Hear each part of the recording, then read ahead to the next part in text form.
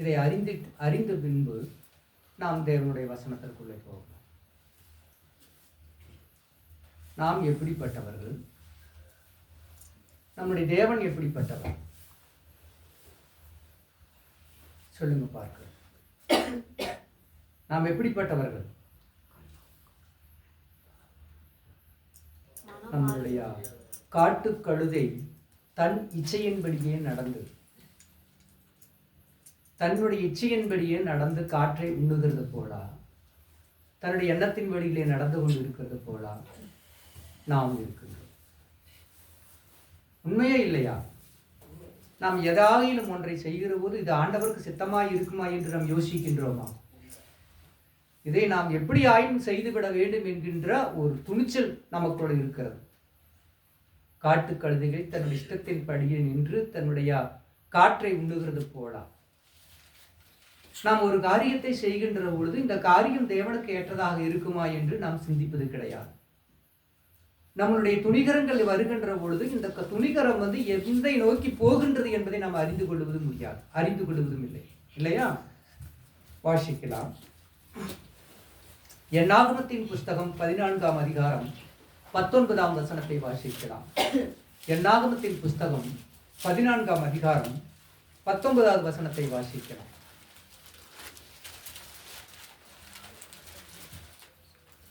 உமது கிருபையினுடைய மகத்துவத்தின்படியேயும் உமது கிருபையின் மகத்துவத்தின்படியேயும் எகிப்தை விட்டது முதல் இந்நாள் வரைக்கும் இந்த ஜனங்களுக்கு மன்னித்து வந்ததுபடியேயும் இந்நாள் வரைக்கும் இந்த ஜனங்களுக்கு நான் மன்னித்து வந்ததின்படியே இந்த ஜனங்களின் அக்கிரமத்தை மன்னித்தருளும் என்றான். ஆண்டவருடைய சமூகத்திற்கு மகிமை உண்டாகட்டும். ஒரு மனுஷன் தீர்க்கன் ஆண்டவரிடத்திலே மன்றாட்டுதலை தெரிவிக்கிறார். மனிதனுடைய ஒவ்வொரு நிகழ்வுகளையும் அறிந்து அவருடைய செயல்பாடுகளை தெரிந்து அவருடைய சிந்தனைகளை எல்லாம் அறிந்தும் கூட ஒரு இரக்கப்பட்டு அந்த மனிதர்கள் மேலே இரக்கப்பட்டு தேவனிடத்திலே ஒரு வேண்டுதலை கொடுக்கிறார். பார்வோன் இஸ்ரேலின் மக்களை அனுப்புகின்ற பொழுது வாதையின் மேல் வாதையை பெற்றார்கள். வாதையின் மேல் வாதைகளை பெற்று ஒவ்வொரு வாதைகளாக வருகின்ற பொழுதெல்லாம் அவன் என்ன செய்கிறான்? அந்த வாதைகள் வருகின்ற போதெல்லாம் இலகுகிறான். தண்ணீர் குடிக்க கூடாதபடிக்கு எங்கும் எகிப்து முழுவதும் இரத்தமாக மாறுகிறது. எந்த இடத்துக்கு போனாலும் அந்த இடத்துல தண்ணீர் குடிக்க முடியாது, வெறும் இரத்தமாக மாறுகிறது. உடனே அவன் என்ன செய்கின்றான்? மோசேயை கூப்பிட்டு, நீங்கள் தேவனை ஆராதிக்கும்படி நான் அனுப்பிவிடுகிறேன், இந்த தண்ணீரை எல்லாவற்றையும் என்ன செய்கிறாய்? எல்லாவற்றையும் தண்ணீராக மாற்று, ரத்தம் வேண்டாம் என்று சொன்னான். மோசேயும் அவனுடைய வார்த்தைகளை கேட்டு அந்த தண்ணீரை ரத்தத்தை எல்லாம் தண்ணீராக மாற்றி கொடுத்தார். உடனே பார்வோனின் இருதயம் கடினப்பட்டது. நான் உங்களை அனுப்ப மாட்டேன் என்றான்.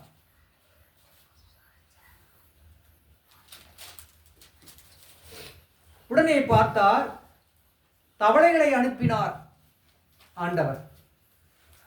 எங்கும் வீடு முழுவதும் எந்த இடத்துக்கு போனாலும் வெறும் தவளைகளாகவே தெரிகிறது. உடனே பேசுகிறான், மோசேயை கூப்பிடுகிறார், நான் உங்களை அனுப்பிவிடுகிறேன், தவளை எல்லாம் போச்சொல்லி என்று சொன்னார். உடனே மோசேயும் அவனுடைய வார்த்தைகளை கேட்டுக்கொண்டு தவளையெல்லாம் போச்சொல்லி விட்டார். மறுபடியும் அவன் என்ன செய்கிறான்? போக மாட்டேன் என்கிறார். தவளை போனது புத்தி மாறி. ஆண்டவர் என்ன செய்கிறார்? எல்லாரும் உடம்படையும் வெறும் பேன்களை விடுகிறார். துணியில் எடுத்துக்கொண்டாலும், தண்ணீர் எடுத்தாலும், சாப்பாட்டை எடுத்தாலும், தலையில் எடுத்தாலும், துணி எது எடுத்தாலும் எந்த இடத்திலும் வெறும் பேன்களாகவே தெரிகிறது. மறுபடியும் போகின்றான், இதை போக சொல்லி என்கின்றான். அது அவர்கள் கேட்க மாட்டேன்கிறான். பெண்கள் போனவுடனே மறுபடியும் திருப்பிக் கொள்கிறான். மறுபடியும் ஆண்டவர் செய்கிறார். அங்கே எகிப்து முழுவதும் காரிருளாக அணர்ந்தது. எங்கேயுமே யாரை எதுவும் பார்க்க முடியாது. அப்படிப்பட்ட ஒரு காரிருள் வந்தது. அப்பொழுதும் அவன் சொல்லுகிறான், நான் உங்களை அனுப்பி விடுகிறேன், நீங்கள் இந்த இருளை வெளிச்சமாக்குங்கள் என்று சொன்னான். அதன்படியே வெளிச்சமாக்கினார். மறுபடியும் புத்தி மாறியது, விடமாட்டேன் என்றார். இப்படி வாதைகள் மேல் வாதைகள் வருகின்ற போதெல்லாம், நோய்கள் வருகின்ற பொழுதெல்லாம், வேதனைகள் வருகின்ற போதெல்லாம், பாடுகள் வருகின்ற பொழுதெல்லாம் அவன் என்ன செய்கின்றான்? இதோ அந்த பாடுகள் உள்ள நேரங்களிலே மனம் மாறுகிறான். அது நீங்கின உடனே மறுபடியும் தன் பழைய குணத்திற்கே போய்விடுகின்றான். ஆண்டவர் சொல்லுகின்ற வார்த்தைகளுக்கு ஆண்டவருடைய பிள்ளைகளை அவன் இம்சை செய்து கொண்டுதான் இருந்தானே என்று அவர்களுக்கு நன்மை செய்யவோ அவர்களை அவருடைய சமூகத்திற்கு அனுப்பிவிடவோ அவனுக்கு மனம் இல்லை பார்வோனுக்கு. ஆனால் அவன் சொல்லுகின்ற வார்த்தையை பார்க்கின்றோம். இதோ எனக்காகவும் வேண்டிக் கொள்ளுங்கள். துன்பத்தின் மேல் துன்பம், கஷ்டத்தின் மேல் கஷ்டம், வேதனையின் மேல் வேதனை வந்து கொண்டே இருந்தது. கடைசியாக ஒரு முடிவுக்கு இவர்களை அனுப்பினால்தான் நாம் பிழைக்க முடியும் என்று சொல்லி அவன் ஒரு முடிவுக்கு வந்து அவர்களை அனுப்பி விடுகின்றான். அவை அனுப்புகின்ற போது ஒரு வார்த்தை சொல்லுகிறான், எனக்காகவும் நீங்கள் வேண்டிக் கொள்ளுங்கள் என்று சொல்லுகிறான். என்னுடைய துர்க்கத்திற்கும் என்னுடைய துர்க்குணத்திற்கும் என்னுடைய மாறுபாடான சிந்தைகளுக்கும் நான் செய்திருக்கின்ற ஒரு பிடிவாதத்திற்கும், ஆகவே இது எல்லாவற்றுக்கும் எனக்காக நீங்கள் ஜெபியுங்கள், வேண்டுதல் செய்யுங்கள் என ஆண்டவர் என்று சொல்லி அந்த பார்வோன் சொல்லுகிறார். மோசேயும் அந்த பார்வோனுக்காக வேண்டுதல் செய்தான். என் தேவனாகிய கர்த்தர் இருதயத்தில் ஆவியிலே எழுதியுள்ளவர்கள் பாக்கியவான்கள், அவர்கள் தேவனை தரிசிப்பார்கள். இருதயத்தில் சுத்தமுள்ளவர்கள் பாக்கியவான்கள், அவர்கள் தேவனை தரிசிப்பார்கள். ஆவியிலும் இருதயத்திலும் யார் ஒரு அப்பழுக்கற்று ஜீவித்துக் கொண்டிருக்கிறார்களோ அவர்கள் எல்லோரும் தேவனை தரிசிக்கக்கூடியவர்கள் தான் என்று வேதம் அங்கே சொல்லுகிறது. மோசேயும் அவ்விதமாகவே அவர் போகின்ற பொழுது இந்த பார்வோன் கேட்கின்ற ஒரு வார்த்தைக்கு அவர் சொல்லுகின்றார், அவருக்காக வேண்டுதல் செய்தார். பார்வோனுக்காக மோசேயும் வேண்டுதல் செய்தார். ஏனென்றால் அவன் கேட்டுக்கொண்டான். இங்கே மக்கள் செய்கின்ற பாடுகளுக்காக, மக்கள் செய்கின்ற மீறுதலுக்காக, மக்கள் செய்கின்ற ஒரு துன்பத்தும் ஒரு கீழ்ப்படியாதற்காக அந்த பரிசுத்தவான்களாகிய தீர்க்கதரிசி என்ன செய்கிறாராம்? வேண்டுதல் செய்கிறார். என்னென்று வேண்டுதல் செய்கிறார்? அந்த எண்ணாகமத்திலே 14ஆம் அதிகாரத்திலே 19ஆம் வசனத்திலே என்ன சொல்லப்பட்டு இருக்கிறது? உமது கிருபையின் மகத்துவத்தின்படியே எகிப்தை விட்டது முதல் என்னவா? எகிப்தை விட்டது முதல் இந்நாள் வரைக்கும் இந்த ஜனங்களுக்கு மன்னித்து வந்ததின் படியேயும் என்னவா? மன்னித்து வந்ததின் படியேயும் என்னவா? மன்னித்து வருகின்றபடியேயும் இந்த ஜனங்களின் அக்கிரமத்தை மன்னித்தருளும் என்றார். இந்த ஜனங்களின் அக்கிரமத்தை மன்னித்து விடும் என்று கேட்கிறார். என்றையிலிருந்து அங்கே வனாந்தரத்திலே பாதிக்கப்பட்டு, எகிப்திலே பாதிக்கப்பட்டு வந்தபோது எப்படி நீர் பொறுத்து அவர்கள் செஞ்ச ஒவ்வொரு பாவத்தையும் நீர்களையும் மன்னித்து நீர் காப்பாற்றி வந்தீரோ, அப்படியே இன்றைக்கும் இந்த மக்களை நீர் மன்னித்தருளும் என்று சொல்லுகிறார். என் ஆண்டவர் எவ்வளவு கிருபை நிறைந்தவர்! தேவனுடைய பிள்ளைகளும் அந்த கிருபை நிறைந்தவர்கள். தேவனுடைய பிள்ளைகள் ஆண்டவருடைய சமூகத்திற்குள்ளே அந்த கிருபை நிறைந்தவர்கள். தேவனோடு பேசுகின்ற பிள்ளைகள் கிருபை நிறைந்தவர்கள். அவர்களுக்குத்தான் இந்த இழப்புகள் தெரியும், வேதனைகள் தெரியும், துக்கங்கள் தெரியும், சஞ்சலங்கள் தெரியும், வருத்தங்கள் தெரியும். ஆகவே நீர் இன்றைக்கு மாத்திரமல்ல, இன்றைக்கு இவர்கள் செய்கின்ற தப்பிதங்களுக்கு மாத்திரமல்ல, அன்றையில இருந்து நீர் அவர்களை எப்படி நீர் மன்னித்து நீர் காப்பாற்றி கொண்டு வந்தீரோ அப்படியே இந்த மக்களை இன்றைக்கும் நீர் காப்பாற்ற வேண்டும் என்று தீர்க்கர்கள் ஒரு ஆண்டவருடைய சமூகத்தில் மன்றாடி கொண்டிருக்கிறார்கள். கிருபை நிறைந்தவராயிருக்கிறார். கடந்த நாளிலே ஆண்டவருடைய சமூகத்திற்கு வெள்ளிக்கிழமை என்று என் தேவன் நமக்காக என்ன கொடுக்கின்றாரோ அது ஏதோ ஒரு வழியிலே நமக்கு கொடுத்து விடுவார்கள். அவர் சொல்லுகின்ற வார்த்தையும் அதுதான். தேவனுடைய பிள்ளைகள் மாத்திரம்தான் தேவனுடைய வார்த்தைகளை அறிந்து கொள்ள முடியும். தேவன் செய்து கொண்டு இருக்கின்ற ஒவ்வொரு காரியத்தையும் அவருடைய பிள்ளைகள் தான், அவரில் இருக்கிறவர்கள் தான் அதை அறிந்து கொள்ள முடியும், மற்றவர்கள் அறிந்து கொள்ள முடியாது என்று சொன்னார். அதற்கு ஒரு வார்த்தையும் எனக்கு சொன்னார். நான், தம்பி, நான் ஒன்றை கேட்கிறேன், நீர் எனக்கு அதை சொல்ல வேண்டும் என்று கேட்டார். கேளுங்க மாமா, நான் உங்களுக்கு சொல்லுகிறேன் என்று சொன்னேன். அதற்கு முன்னாலேயே ஒரு வார்த்தை எனக்கு தேவனுடைய சமூகத்திலிருந்து வெளிப்பட்டது. அந்த வார்த்தை நான் அயோத்தியினுடைய குரூப்பிலே அது போட்டிருந்தேன். எல்லாரும் அதற்கு வாழ்த்துக்கள் சொல்லி எழுதியிருந்தார்கள். நாம் ஒரு மனிதனுக்கு செய்கின்ற உதவியானது, கிரியையானது, ஒருவனுக்கு நாம் செய்கின்ற பொழுது கிருபை என்று எண்ணப்படாமல், என்னவா, நம்முடைய கிரியையை அது கிருபை என்று எண்ணப்படாமல் அது கடன் என்று எண்ணப்படுகிறது. என்னவா, கடன் என்று எண்ணப்படுகிறது. நாம் செய்கின்ற உதவிகள் மற்றவர்களுக்கு செய்கிறதெல்லாம் நமக்கு நம்முடைய பிள்ளைகளுக்கு வரும் என்று எல்லாம் நினைத்து கொண்டிருக்க கூடாது. நாம் செய்கின்ற மற்றவங்களுக்கு செய்து கொண்டிருக்கின்ற தான தர்மங்கள் எல்லாம் நம்முடைய பிள்ளை நமக்கு அது நமக்கு நம்முடைய குழந்தைகளுக்கு, குட்டிகளுக்கு கிடைக்கும் என்று யோசிக்க கூடாது. அதைத்தான் நாங்கள் சொல்லுகிறார். நாம் கர்த்தரால் பெற்றிருக்கிற அந்த கிரியையானது கிருபை என்று எண்ணப்படாமல் கடன் என்று, அந்த அதனுடைய கூலியை கடன் என்று எண்ணப்படுகிறது. நீ ஒருவருக்கு செய்யப்படுகின்ற அந்த தர்மமானது, உதவியானது, அது கிருபைக்கு சேராமல் அதனுடைய கூலி கடன் என்று எண்ணப்படுகிறது. நீ மற்றவர்களுக்கு செஞ்சிருக்கின்ற அந்த உதவிகள் கடனாகப்பட்டிருக்கிறது.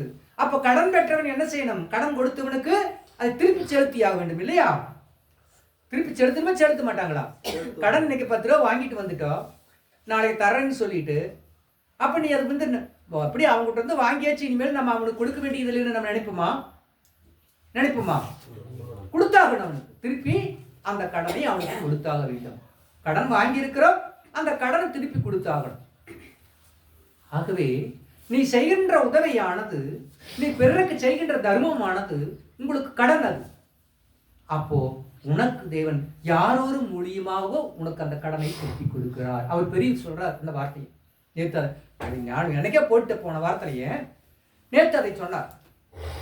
தேவன் நமக்கு செய்கின்ற உதவி யாரோ ஒரு மூலியமாகவோ நமக்கு அதை செய்து கொண்டிருக்கிறார் என்று சொல்லுகிறார். அடுத்ததாக அவர் சொன்ன வார்த்தையை பார்க்கின்றோம். இதோ எபிரேயருக்கு எழுதின புஸ்தகம் 6ஆம் அதிகாரம் 1வது வசனத்தை வாசிக்கலாம். எபிரேயருக்கு எழுதின நிருபம் 6ஆம் அதிகாரம் 1வது வசனத்தை வாசிக்கலாம்.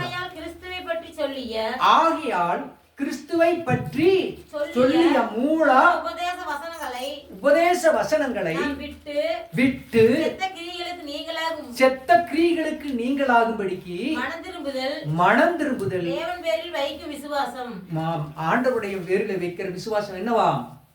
ஆண்டவருடைய எதை விடணுமா? நாம் தேவனுடைய கிரியைகளை, ஆண்டவருடைய மூல உபதேசங்கள். மூல உபதேசம் என்ன? ஆண்டவர் நமக்கு, இப்ப நாம் முன்னைய படிச்சலையா, நீர் இந்த மக்களுக்கு அங்கே வனாந்தரத்திலே பார்வோனிடத்திலே எப்படி நீர் அவர்களுக்கு இரக்கம் காட்டி தயவு காட்டி அவர்களை வழிநடத்தி கொண்டு மன்னித்து வந்தீரோ, அதெல்லாம் மூல உபதேசங்கள் இல்லையா? அப்ப ஆண்டவர் நம்மளுக்கு ஆதிகள் இருந்து சொல்லி கொண்டு வந்திருக்கின்ற வார்த்தைகள் என்ன?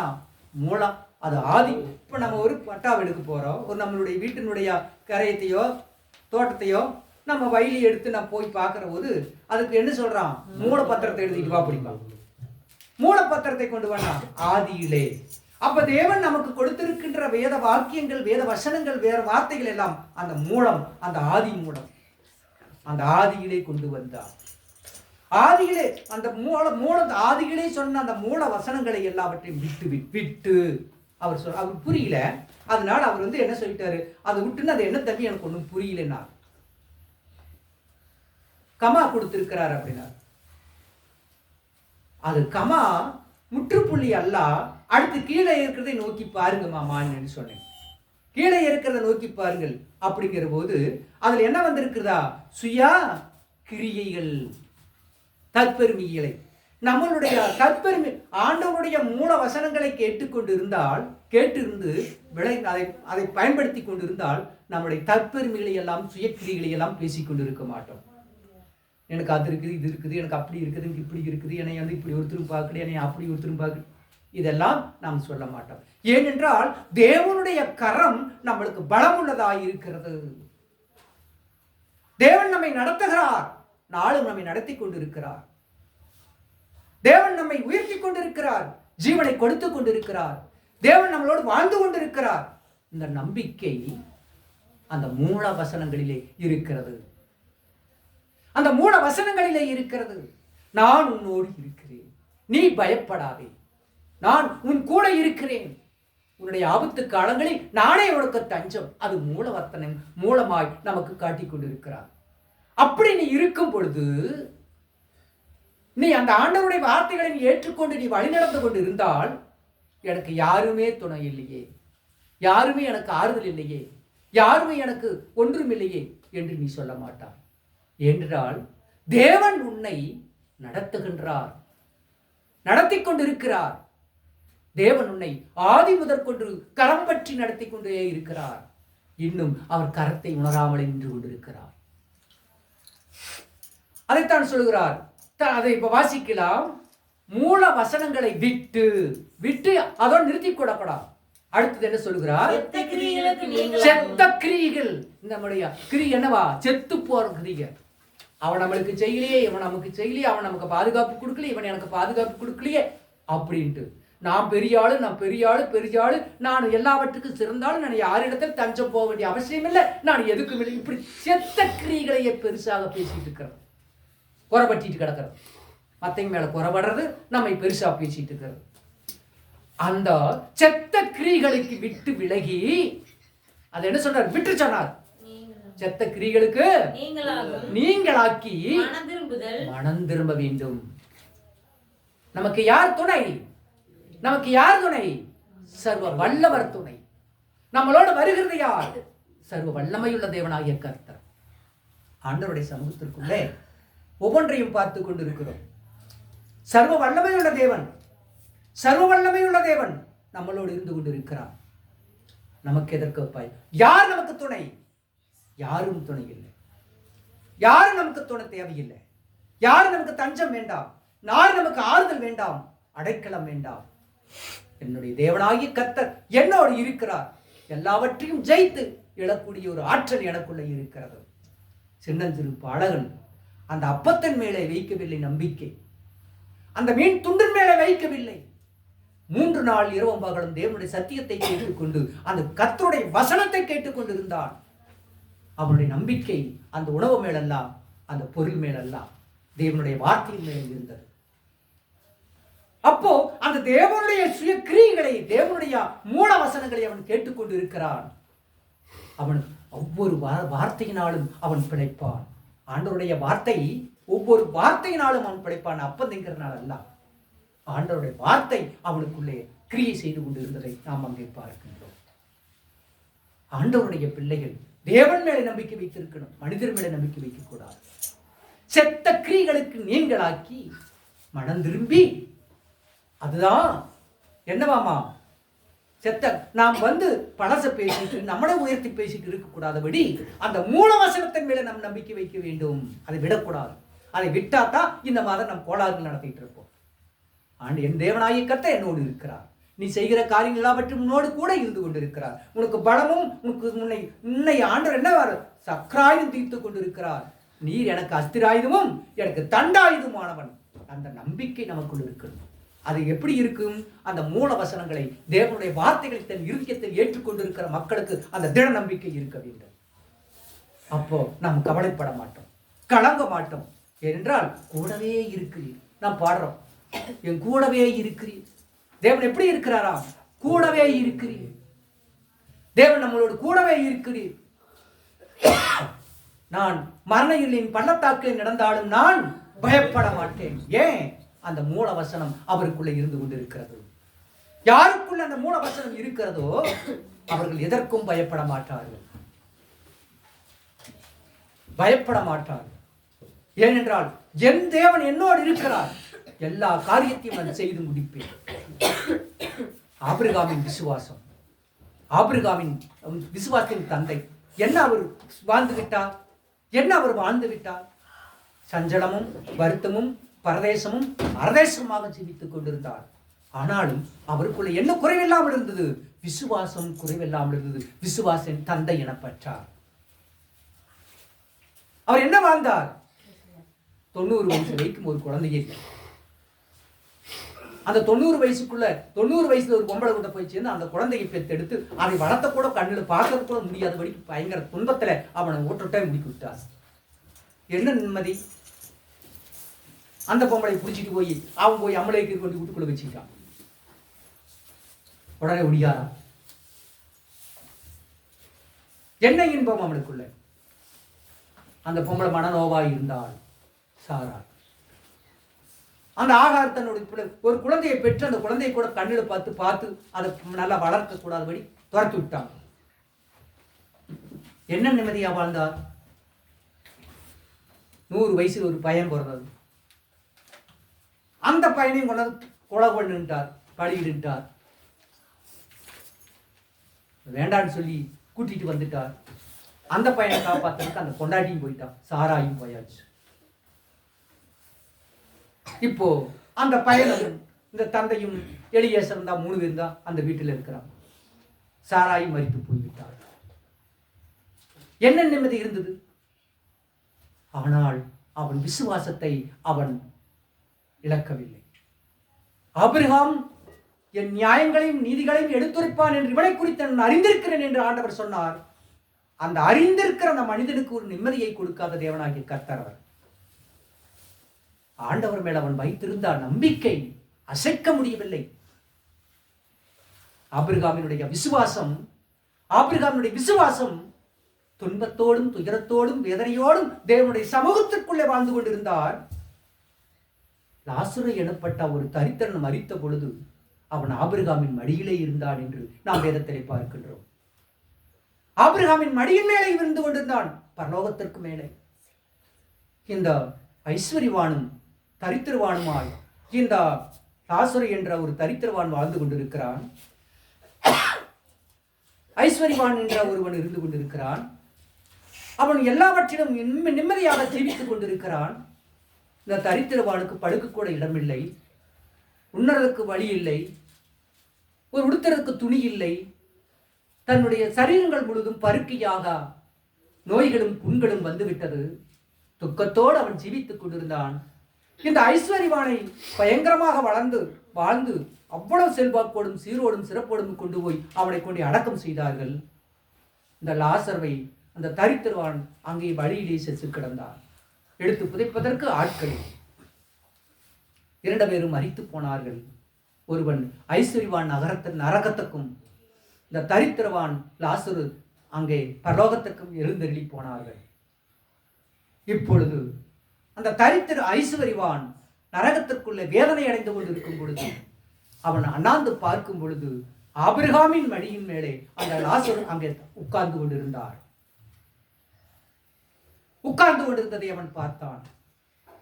உடனே இந்த ஐஸ்வரிவான் அதனுடைய தரித்திரவானாய் இருக்கிற இந்த லாசருவை பார்த்து கேட்டான், இதோ இங்கு இருக்கும் வெப்பம் என்னால் தாங்க முடியவில்லை, கொடுமை என்னை வாட்டுகிறது.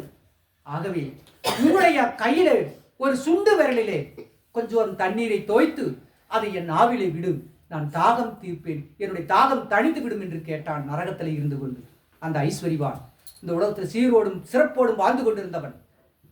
அப்பொழுது அந்த தரித்திரவான் அமைதியாக இருக்கிறான். அப்பொழுது அவரை மடியிலே சுமந்து கொண்டிருக்கிற ஆபிரகாம் சொல்கிறார், நீ அந்த ஐஸ்வரிவான் லாசர் சொல்லுகிறார், நான் உன்னிடத்தில் தண்ணீர் கொடுக்க முடியாதே, ஏனென்றால் உமக்கும் எமக்கும் இடையிலே ஒரு பள்ளம் இருக்கிறது. நான் அதுக்குள்ள இறங்கி உன்னிடத்திற்கு வரவும் முடியாதும், நீ அதற்குள்ள இறங்கி என்னிடத்திற்கு ஏறவும் முடியாதும். நான் என்ன செய்யட்டும் என்று கேட்டான். பார்த்தீரா, தரித்திரவான் யார், ஐஸ்வரிவான் யார்? இரக்கம் இல்லாதவன் ஐஸ்வரிவான், இரக்கம் பெற்றவன் தரித்திரவானாய் இருக்கிறான். ஒரு கதையை சொன்னார். அந்த கதையிலே இந்த நூற்றாண்டு காலமாக வாழ்ந்து கொண்டிருந்தா ஆபிரகாம் எந்த இன்பத்தையுமே காணாமல் இருக்கின்றான். ஒரு குழந்தையை பெற்று அந்த குழந்தையை வளர்க்கக்கூட முடியாமல் தவித்துக் கொண்டு இது எலியேசர் மூலமாக பெண் தேடி அந்த பெண்ணை கொண்டு வந்து வீட்டிலே சேர்க்கிறான். என்ன இன்பத்தை கண்டான் ஆபிரகாம்? ஆனால் தேவன் மேலே வைத்திருக்கிற நம்பிக்கை அவன் விடவில்லை. தேவனோடு அவன் ஜீவித்துக் கொண்டிருந்தான். அப்படி உலகத்தினுடைய ஒவ்வொரு விலைகளையும் ஒவ்வொரு பொருளையும் உலகத்தின் மேல் நம்பிக்கை வைக்காமல் தேவன் மேலே நம்பிக்கை வைத்தபடினாலே பரலோகத்திலே அவன் எழுந்தருளி போனான் என்று வேதத்திலே நாம் பார்க்கின்றோம். இந்த உலகம் அல்ல சதம் அல்ல. இந்த உலகம் ஒரு சதம் அல்ல. இந்த உலகத்திலே பாடுகள் தான் ஒரு சதம். நீ யார் என்று காட்டிக் கொள்வதற்கு துன்பம்தான் உனக்கு ஒரு சதம். அப்பொழுதுதான் நீ யார் என்று உலகத்துக்கு தெரிவிக்க முடியும். அந்த பாடுகளும் துன்பங்களும் துக்கங்களும் உனக்கு வரவில்லை என்று சொன்னால் நீ யாரென்று யாருக்கு உன்னை அறிந்து கொள்ளுவார்கள்? இந்த லோகம் உனக்கு எப்படி போட்டாலும் திருப்பி நீ என்னதான் பலத்தோடு வாழ்ந்தாலும் 120 ஆண்டு வாழ முடியும். அதற்கு மேலே நித்திய ராஜ்யம் ஒன்று இருக்கிறது அல்லவா? அந்த நித்திய ராஜ்யத்திற்கு இந்த வாழ்விலே நாம் போட்டிருக்கின்ற நடைமுறைகள் அஸ்திபாரம் தான் தேவனுடைய ராஜ்யத்திற்கு செல்ல முடியுமே என்று வேறொன்றுமில்லை. ஆகவே அந்த பெரியவரின் இடத்துல கேட்ட அந்த கேள்விக்கு நான் உரைத்த பதில், அவர் அந்த இடத்தை விட்டு இறங்க மறுக்கிறார். என்ன மறுக்கிறார்? மூல உபதேசங்களை குறித்து விட்டு அப்படிங்கிறது நீட்டார். தம்பி, இந்த மூல உபதேசங்களை விட்டு சொல்றாரு.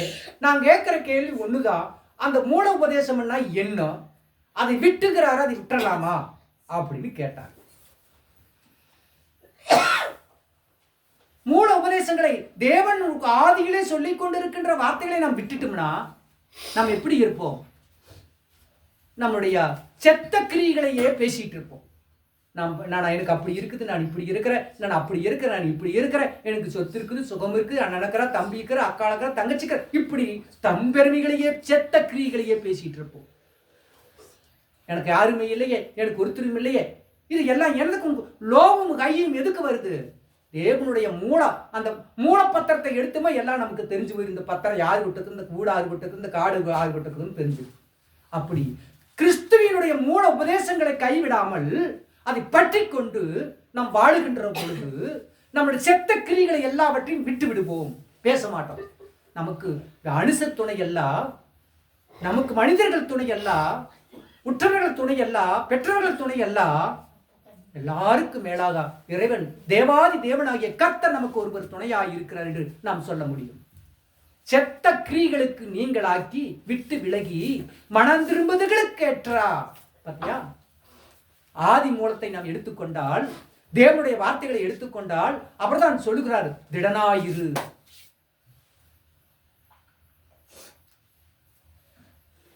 நான் உன்னோடு இருக்கிறேன், நீ பலம் கொண்டு திடமானதாயிரு, நான் உன்னை விட்டு விலகுவதில்லை, உன்னை கைவிடுவதில்லை. இந்த வார்த்தை தான் ஆதி மூலமாய் இருக்கிறது. அந்த ஆதி மூலத்தை நீ இருதயத்தில் எடுத்துக்கொண்டால், அந்த விசுவாசம் என்னும் கிழகத்தை நீ பிடித்துக் கொண்டால், நீ மனம் திரும்பி இருக்கிறாய். ஆகவே உனக்கு உயர்வும் இல்லை, உனக்கு தாழ்வும் இல்லை. எல்லாவற்றுக்கும் ஒருவர் இருக்கிறார், அவர் மையம் கொண்டிருக்கிறார். சர்வ வல்லமையுள்ள தேவனாகிய கர்த்தர் நம்முடைய பங்காயிருக்கிறார், நம்மை நடத்துகிறார். அந்த நம்பிக்கை நமக்குள்ள வந்துவிடும். ஆகவே நான் சொன்னேன் அவரிடத்துல, விட்டுங்கிறதோட நினைக்காதீங்க மாமா, கீழே வாங்க. செத்த கிரியைகளுக்கு நீக்கலாக்கி மனம் திரும்பி, அடுத்து என்ன சொல்றாரு? அந்த தேவபக்தி, தேவன் பேரில் வைக்கும் விசுவாசம். தேவன் பேரில் வைக்கும் விசுவாசம். விசுவாசம், தேவன் மேல நாம் விசுவாசமா இருக்கணும். அந்த செத்த கிரிகளை பேசக்கூடாது, நம்ம ஆண்டவருடைய வார்த்தைகளை விடக்கூடாது, ஆதி மூலத்தை எடுத்துக்கணும் அப்படின்னு சொல்லிட்டு அவருக்கு என்ன புரிஞ்சதோ தெரியாது. மறுபடியும் திருப்பி சொல்லிட்டே இருந்தேன். தேவனுடைய ஆதி மூலத்தை நம்ம ஆண்டவருடைய வார்த்தைகளை ஏற்றுக்கொள்ளாமல் இருக்கும் பொழுது நமக்கு யாரும் துணையிலேயே நினைச்சிட்டு நாம உயர்வாக பேசிட்டு நம்ம செத்த கிரிகளை அவனை பேசிட்டு இருந்துட்டு போ. அப்போ நீ ஆண்டவர் இடத்துல இருக்கிறதுக்கு மரியாதை இல்லாம போயிரு. ஆகவே நீங்க ஆண்டவருடைய வார்த்தையை ஏற்றுக்கொண்டா எந்த துக்கமும் துயரமும் வேதனையும் நமக்கு இல்லாமல் இருக்கும், நமக்கு ஆறுதல் இருக்கும். ஆண்டவருடைய வார்த்தை ஆறுதல் இருக்கும். அதுதான் நம்மளுக்கு மனம் திரும்பி இருக்கிறோம் என்று அர்த்தம். ஆகவே தேவனுக்கு ஏற்ற பலனாய் இருக்கும், அது பக்தியாய் இருக்கும் என்று சொன்னேன். ஆண்டவருடைய பிள்ளைகள் அந்த பைபிள் அப்படி இருக்குது, லொத்தன சபையில் இப்படி இருக்குதுன்னா நீ எந்த சபையில் எப்படி இருந்தாலும் நீங்கள் புரிஞ்சுக்கிறது இருந்தால் வேற மாமா, நீங்கள் கரெக்டாக புரிஞ்சுக்குங்க முதல்ல அப்படின்னு சொல்லிட்டேன். ஆண்டவருடைய பிள்ளைகள், தேவனுடைய பிள்ளைகள் ஆண்டவரைத்தான் நம்பி இருக்கணுமே என்று பூலோகத்தில் யாரையும் நம்பக்கூடாது.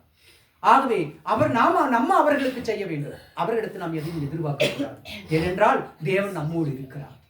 நாம் யாவருக்கும் செய்வதற்கேற்ற பலத்தையும் திடத்தையும் நம்பிக்கையும் திடத்தையும் நம்மளுக்கு தந்து கொண்டே இருப்பார். எதற்கும் நாம் பயப்படக்கூடாது. அதைத்தான் அங்கே சொல்லி இருந்தோம். அதைத்தான் நாம் சொன்னோம். இதோ கிருபை என்ற கிரியை செய்கிறது கிரியை நாம் செஞ்சிட்டு இருக்கிறோம்னா அது கிருபை என்று எண்ணப்படாமல் அந்த கூலி கடன் என்று எண்ணப்படுகிறது. அந்த நான் நயோதியில அனுப்பிச்சிருப்பேன் இல்லையா, அதை படிக்கலாமா? படிக்கிறீங்களா? என்ன கிழமை நினைக்கிறேன்? வெள்ளிக்கிழமை நினைக்கிறேன். செவ்வாய்க்கிழமை பரிசி. கிரியை செய்கிறவனுக்கு வருகிற கூலி கிருபை என்று எண்ணப்படாமல், கிரியை செய்கிறவனுக்கு வருகின்ற கூலி கிருபை என்று எண்ணப்படாமல் கடன் என்று எண்ணப்படுகிறது. பார்த்தீரா? அப்போ அந்த நாம் எதை யாருக்கு உதவி செய்து கொண்டிருக்கிறோமோ அது தள்ளுபடியாகாது. அந்த கடனா வச்சு அந்த கூலியை நமக்கு திருப்பி ஆண்டவர் யாரோ ஒரு மூலியமாக கொடுத்து விடுவார். நமக்கு கொடுப்பார், அவரை செய்வார். யார் மூலியமாக கொடுப்பார்? கீழே கிடக்கும், வெளியே கிடக்கும், எவத்த கிடக்கும், அது நமக்கு அது கடன் பட்டவன் என்ன செய்வா? அந்த கடன் கொடுத்தாங்கன்னு நினைப்பா இல்லையா? அப்போ அந்த கடனை திருப்பி ஆண்டவர் கொடுக்கிறார். நீ செய்திருக்கின்ற உபகாரம் கிருபை என்று எண்ணப்படாமல் அது கூலி என்று எண்ணப்படுகிறபடினாலே அது கடன் என்று எண்ணப்படுகிறது.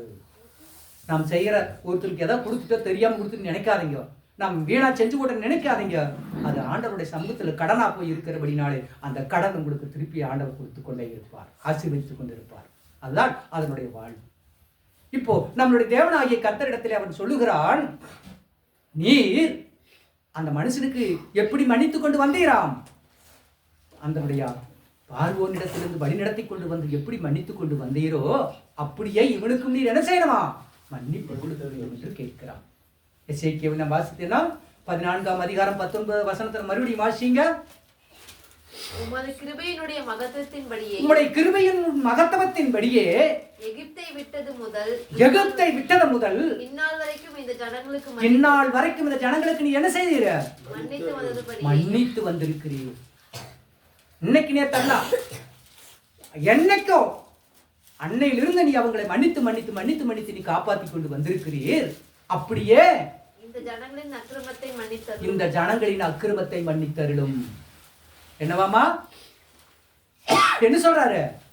இந்த ஜனத்தோட மன்னி அக்கிரமத்தை மன்னிக்க இன்னைக்கு மன்னிக்க சொல்லு. நான் என்னையிலிருந்து மன்னிக்க சொல்லி இருக்கிறேன். அன்னையிலிருந்து பார்வோனுக்கு எப்படி மக்கத்தில் மன்னிச்சு மன்னிச்சு மன்னிச்சு மன்னிச்சு கூட்டிட்டு வந்தையோ அப்படி நாள் வரைக்கும் நீ மன்னித்து கொண்டு வந்திருக்கிறீரு. அப்படி அந்த ஜனங்களுடைய பாவங்களை மன்னித்தருளும் என்று ஒரு தீர்க்கதரிசி வேண்டுகிறார். எனக்கு அன்பான தேவனுடைய பிள்ளைகளே, நம்மை நடத்தி கொண்டு வந்தவர் இன்றைக்கு அது மூலம் அவர் இன்றைக்கு நம்மளுடைய செய்திக்கு அந்த மூலம் தான், அவர் தான் நமக்கு இன்னைக்கு எடுத்து கொடுத்திருக்கிற அந்த வார்த்தை இல்லையா? மூலம், ஆதி மூலம், மூலப்பத்திரம், மூல வார்த்தை. என்ன செய்கிறார் ஆண்டவர்? இன்னைக்கெல்லாம் அன்னையிலிருந்து அவங்களை மன்னிச்சு மன்னிச்சு மன்னித்து மன்னித்து கொண்டு வந்திருக்கிறீர். இன்னைக்கு இன்னும் இவங்களுடைய அக்கிரமத்தை மன்னித்தருளும் என்று அவன் வேண்டுதல் செய்தான். அதற்கு ஆண்டவர் என்ன சொன்னார்? அப்படியே அடுத்த வசனம் 20வது வசனம்.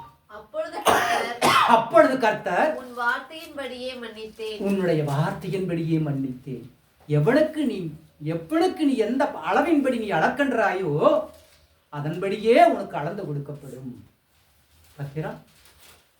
நீ ஒரு மனிதனுக்கு நீ எந்த அளவில் நீ அளந்து கொடுக்கிறியோ, எவ்வளவாக மன்னிப்பு கொடுக்கின்றாயோ, இயேசு கிறிஸ்துவானவர் சொல்லி இருக்கிறார் ஒரு வார்த்தை. இதோ 5 தாளந்து பட்டவன் 5 தாளந்தை ஒருவனுக்கு கடனாக கொடுத்தான். அவன் அந்த 5 தாளந்துக்காரனை அவன் மன்னித்தான். அதை போலவே உன்னுடைய 5 தாளந்தையும் நீயே வச்சுக்கன்னு சொல்லி ஆண்டவர் விட்டு விட்டார். 2 தாளந்தக்காரன் அவனுக்கு கடனை மன்னிப்பு கொடுத்தான். நீ அந்த 2 தாளந்து நீயே வச்சுக்கிட்டான். ஆனா கொடுக்க மனம் இல்லாதவனுக்கு சாபத்தை கொடுத்து விட்டு போய்விட்டான். ஒரு குடம், ஒரு 80 குடம், 100 குடம் எண்ணெய் கொடுத்தவனுக்கு நீ 50 குடம் எழுதுன்னு சொன்னான். உடனே அவன் 50 எழுதினான். அந்த ஆண்டவர் வந்தார். நீ எவ்வளோ குடம் என்ன வாங்கணும்னு கேட்டார். 50 குடம் அப்படின்னார். அப்படியா, அப்படி ஆகட்டும் என்று போயிட்டார். 100 குடம் எண்ணெய். அப்போ அவனை பார்த்து சொன்னார், 100 குடம் எண்ணெய் கொடுத்தவனுக்கு நீ 50 குடம் சொன்ன இறைவன் அவன் என்ன செய்வான்? அவனுக்கு உள்ளதைத்தான் நான் சொன்னேன் என்றான். அந்த இரக்க குணம் யாருக்குள்ளே இருக்கிறதோ அவர்கள் எல்லாரும் தேவனால் இரக்கம் பெறுகிறார்கள். மன்னிப்பு கொடுக்கிறார் ஆண்டவர். தேவன் தன்னுடைய இருதயத்தின்படியே தனக்கு அளந்து கொடுக்கின்றார். எண்ணத்தின்படியே எல்லாவற்றையும் செய்து முடித்து விடுகிறார். அவர் இங்கே சொல்லுகின்ற வார்த்தை என்ன? 20வது வசனத்திலே அவன் சொன்னபடியே அவனுக்கு மன்னிப்பு கொடுத்தார். இன்னைக்கெல்லாம் தேவனே, நேத்தல்ல தேவனே, நேற்றல்ல தேவனே, ஆதி முதற்கொண்டு நீர் அவர்களை மன்னித்து மன்னித்து காத்து கொண்டு வந்திருக்கிறீர். இன்றைக்கும் அவர்களுடைய அக்கிரமங்களை மன்னித்தரும் என்று அவன் வேண்டுதல் சொன்ன உடனே ஆண்டவர் என்ன சொன்னாராம்? அப்படியே அவனுக்கு வேண்டுதலை கொடுத்தார். பத்திரா, இரக்கம் பாராட்டுகின்ற தேவனாகிய கர்த்தர். யோபு தன்னுடைய சிநேகிதருக்காக வேண்டுதல் செய்தார். அந்த சிநேகிதர் யாரும் அவருக்கு நன்மை செய்யவே இல்லை. வார்த்தை கூட ஒரு நல்ல வார்த்தை கொடுக்கல. ஆனா அந்த சிநேகிதர்களுக்காக இவன் வேண்டுதல் செய்கிறான். ஆண்டவர் யோபின் முகத்தை பார்த்து அந்த சிநேகிதர்கள் எல்லாவற்றையும் ரட்சித்தார். ஆண்டவர் முகத்தை, மனுஷன் முகத்தை பார்க்கிறா, ஆண்டவரை இருதயத்தை பார்க்கிறாருங்கன்றா. அந்த ஸ்டேட்டஸ் அந்த இடத்துல இருந்து அடிவிட்டு போய்விட்டது. தேவன் முகத்தை பார்த்தார். யாருடைய முகத்தை? யோபின் முகத்தை. பார்த்தீரா, ஆண்டவர் முகத்தையும் பார்க்கிறார், அவருடைய இருதயத்தையும் பார்க்கிறார். ஆகவே ஆண்டவர் நம்மளுடைய ஒரு கணக்குகளையும் போட்டுக் கொள்ளக்கூடாது. மனிதர்கள் இன்றைக்கெல்லாம் பேசிக் கொண்டிருக்கிறார். ஆண்டவர் என்ன செய்கிறார்? ஆதியாகமத்தின் புஸ்தகம் 1ஆம் அதிகாரத்திலே 1ஆம் வசனத்தை வாசிக்கலாம்.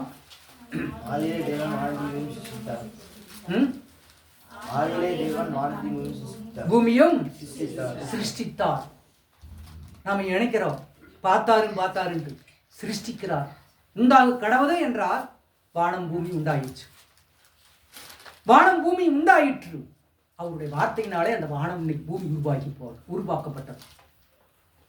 நம் டிவி பார்ப்பீங்க, போய் பாருங்க. எல்லா டிவியும் பார்த்தீங்களா தான் உங்களுக்கு என்னன்னு தெரியும். ஒவ்வொரு டிவியிலும் பார்வதி படுற துன்பத்தினதான்னு கிடையாது, அந்த ஈசன் படுற துன்பத்தினதான்னு கிடையாது. அரக்கம் வந்துட்டேப்பான். அந்த அரக்கனுக்கு என்னென்ன பேர் வைக்கிறாங்க அத்தனை பேர் வச்சுக்கிட்டே இருப்பாங்க. அவன் அந்த ஈசனை துன்புறுத்திட்டே இருப்பான். அந்த பார்வதி துன்புறுத்திட்டே இருப்பான்.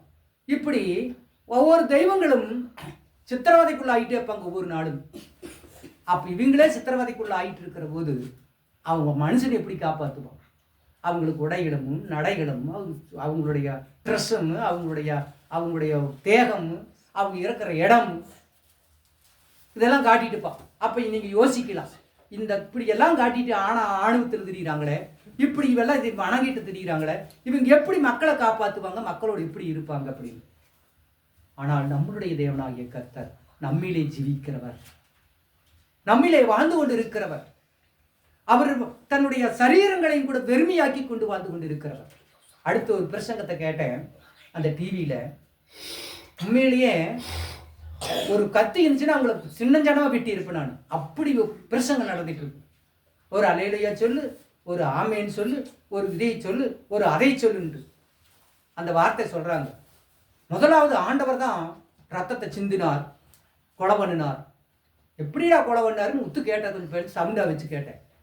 அதுக்கு அவன் சொல்றான், அந்த பாதிரியாரு முதலாவது அவங்களுக்கு தோல் உடைகளை உடுத்தினாருல்ல, அப்ப ஆட்டை அவர் வெட்டினாரு, அதை எடுத்துதான் அவங்களுக்கு போய் விட்டாரு அப்படின்னு.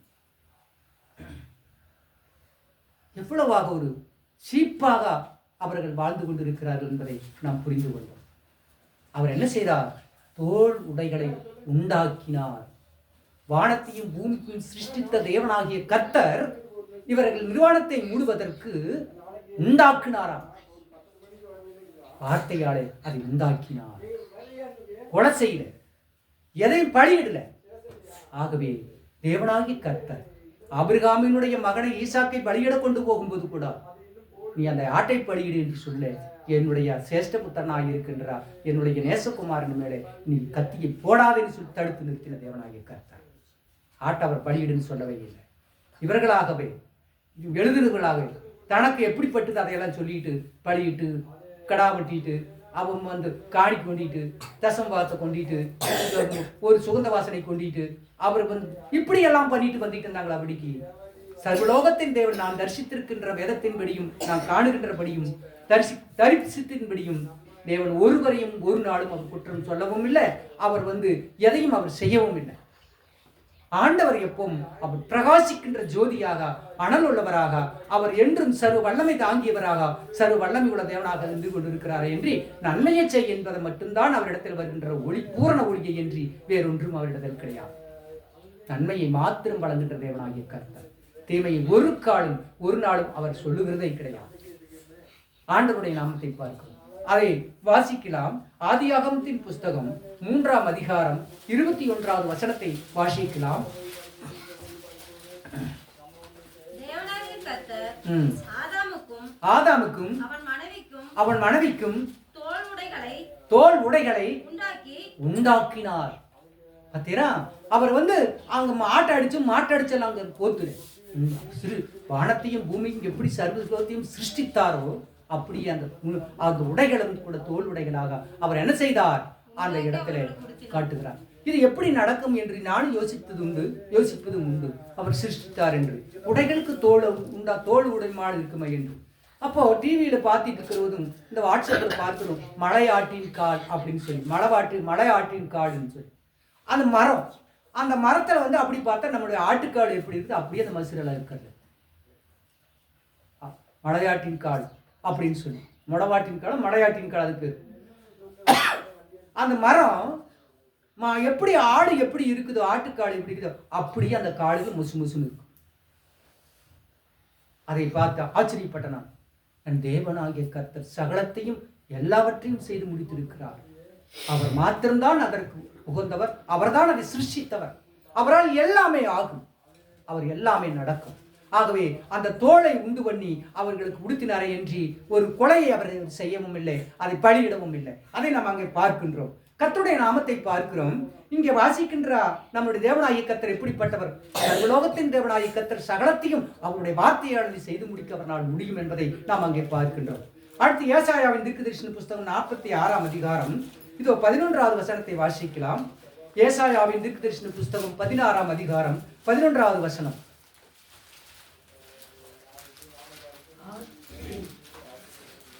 ஏசாயாவின் தீர்க்கதரிசன புஸ்தகம் 46ஆம் அதிகாரம் 11வது வசனம்.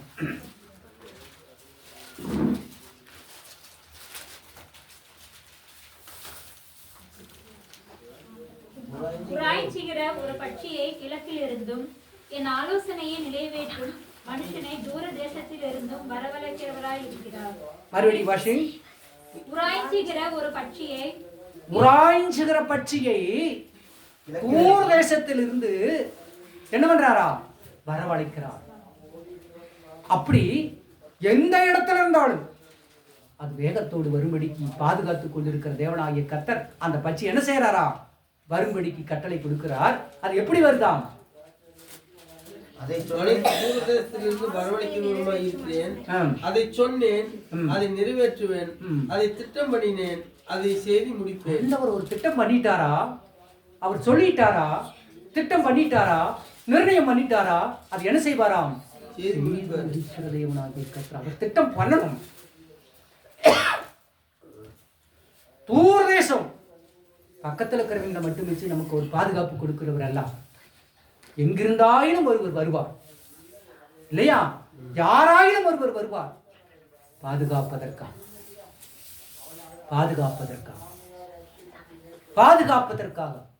நம்ம இடத்துல பக்கத்துல இருக்கிறவங்க மட்டும்தான் நம்மளுக்கு பாதுகாப்பாங்கன்னு நினைக்காது.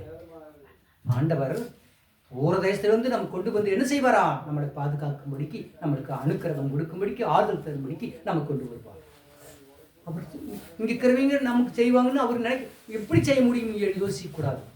ஆண்டவர் திட்டம் பண்ணிட்டார், நிர்ணயம் செய்துட்டார், அவர் எல்லாம் பண்ணிட்டார்னா எங்கிருந்தாகிலும் நமக்கு நன்மைகளை செய்யும்படிக்கு கர்த்தர் அங்கே ஆட்களை அனுப்புவார். பறவைகளாக வரும், விலங்குகளாக வரும், மனிதராக வருவார்கள், வழியாவது கிடக்கிறதாக வருவார். எந்த ரோகத்திலும் வந்து நமக்கு அதை செய்துவிட்டு போய்விடுவார். இது ஆண்டவருடைய திட்டம் பண்ணணும், அவர் நிர்ணயம் பண்ணணும், அவர் தீர்மானம் செய்யணும். அப்படிப்பட்ட தேவனாகிய கர்த்தரை நாம் ஆராதித்துக் கொண்டிருக்கிறோம். திட்டம் செய்கிறவரை நாம் ஆராதித்துக் கொண்டிருக்கிறோம். தீர்மானம் பண்ணுகிறவரை நாம் ஆராய்த்து கொண்டிருக்கிறோம். நமக்கு எந்த இடத்திலிருந்தும் நமக்கு பலன் வந்து கொண்டே இருக்கும். அடுத்ததாக அடுத்த வசனத்தையும் வாசிக்கலாம். 11வது வசனம், உள்ளவர்களே 12வது வசனம். முரட்டு இருதயம் உள்ளவர்களே, நல்ல ஒருத்தர் தெளிவா முரட்டு வாசிங்க. இருதயம் உள்ளவர்களே, என்னவா? முரட்டு இருதயம் முரட்டை உள்ளவர்களே, இருதயம் உள்ளவர்களே. நீதிக்கு தூரமானவர்களே. முரட்டு, அந்த முரட்டை இருதயம் யாருக்கு இருக்குதோ அவங்க என்ன செய்வாங்க? நீதிக்கு தூரத்தில் நீட்டுப்பாங்க. அந்த முரட்டை இருதயம் வேண்டாம். சாந்தமாயு, அமைதலாயு. அந்த முரட்டை பணம் யாருக்குள்ள கொண்டு இருக்குதோ அவங்ககிட்ட நீதியே இருக்காது. ஏன்னா நன்மை செய்யறவங்களே எல்லாம் தீமை செய்யறேன்னு சொல்லிட்டு இருப்பாங்க. ஆண்டவரை பார்த்து கூட துஷ்டன் சொல்வதற்கு வாய்கள் பூசா. முரட்டு கோணம் உள்ளவர்களே, நீதிக்கு தூரமானவர்களே, எனக்கு செவி கொடுங்கள். ஆண்டவருக்கு செவி கொடு. மனுஷருக்கல்ல, ஆண்டவருக்கு செவி கொடு. அப்ப ஆண்டவருடைய மூல வசனங்கள் உன் இருதயத்துக்குள்ள இருக்கும் பொழுது செத்த கிரியைகளுக்கு நீ உடன்பட மாட்டாய். அதை விட்டு மனம் திரும்பி தேவ பலத்திற்குள்ள நம்பிக்கையாக நீ இருக்க உன்னால முடியும். தேவன் உன்னை காத்துக் கொண்டிருப்பார். முரட்டு இருதயம் உள்ளவர்களே என்ன செய்யணுமா? நீதிக்கு தூரமானவர்களே ஆண்டவருக்கு செவி கொடுக்கணும். அடுத்தது, என் நீதியை சமீபிக்க பண்ணுகிறேன். என் இருதயத்தை, என் நீதியை என் சமீபிக்க நீதியை சமீபிக்க பண்ணுகிறேன். பக்கத்துல வர வைக்கிறேன். உங்களோட முரட்ட குணத்தினால தூர போயிட்டு இருக்குது இல்லையா? நீ நீதி விட்டு போயிட்டு இருக்கிற. ஆனா நீ கிட்ட வா. நீ கிட்ட வருகின்ற போது என் நீதி உன்னிடத்திற்கு வரும், பக்க அருகிலே வரும். நீ நீதிக்கு தூரமா போயிட்டு இருக்கிற அந்த முரட்ட குணத்தினால. ஆனா நீ சாந்த குணம் ஆகும் பொழுது தேவனுடைய நீதி உனக்கு சமீபமாக வந்துவிடும், பக்கத்துல வந்துடும். நீ தூரமா போயிட்டு இருந்த, நீ தான் போயிட்டு இருக்கிற. ஆனா நீ சாந்தம் அடையிற போதே தேவனுடைய ஆவி இறங்கி உன்னிடத்துக்கு வந்துடுது. நீ என்னைக்கும் அப்படியே தான் இருப்ப. அப்போ தேவனுடைய நீதி நம்மிடத்தில் வருவதற்கு நாம் எப்படி இருக்கணுமாம்? பவ்யமான இருதயத்தை வைத்துக் கொண்டிருக்க வேண்டும், சாந்த இருதயத்தை வைத்துக் கொண்டிருக்க வேண்டும். நீதிக்கு நாம தூரமா போயிட்டு இருப்போம், ஆனால் தேவன் நம்மை தேடிக்கொண்டே வந்து கொண்டிருப்பார்.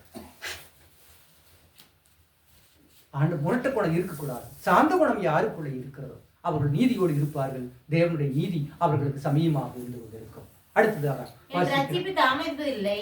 அவனுடைய ரட்சிப்பு எப்படிப்பட்டது இல்லையா? தாமதிப்பதில்லை. தாமதிக்கவே தாமதிக்காது. உன் இருதயம் தூய்மையாகும் பொழுது, ஆண்டவருடைய நீதி சமீபமாக இருக்கும் பொழுது அவருடைய ரட்சிப்பு தாமதிக்காதும். அல்லேலூயா. ஆண்டவருடைய சமூகம் உங்களுக்குள்ளே, அந்த ஆண்டவருடைய ரட்சிப்பு உங்களுக்கு தாமதத்தை கொடுக்காதும். அருகிலே சமீபத்தில் நின்று கொண்டிருக்கும், தாமதிக்காது.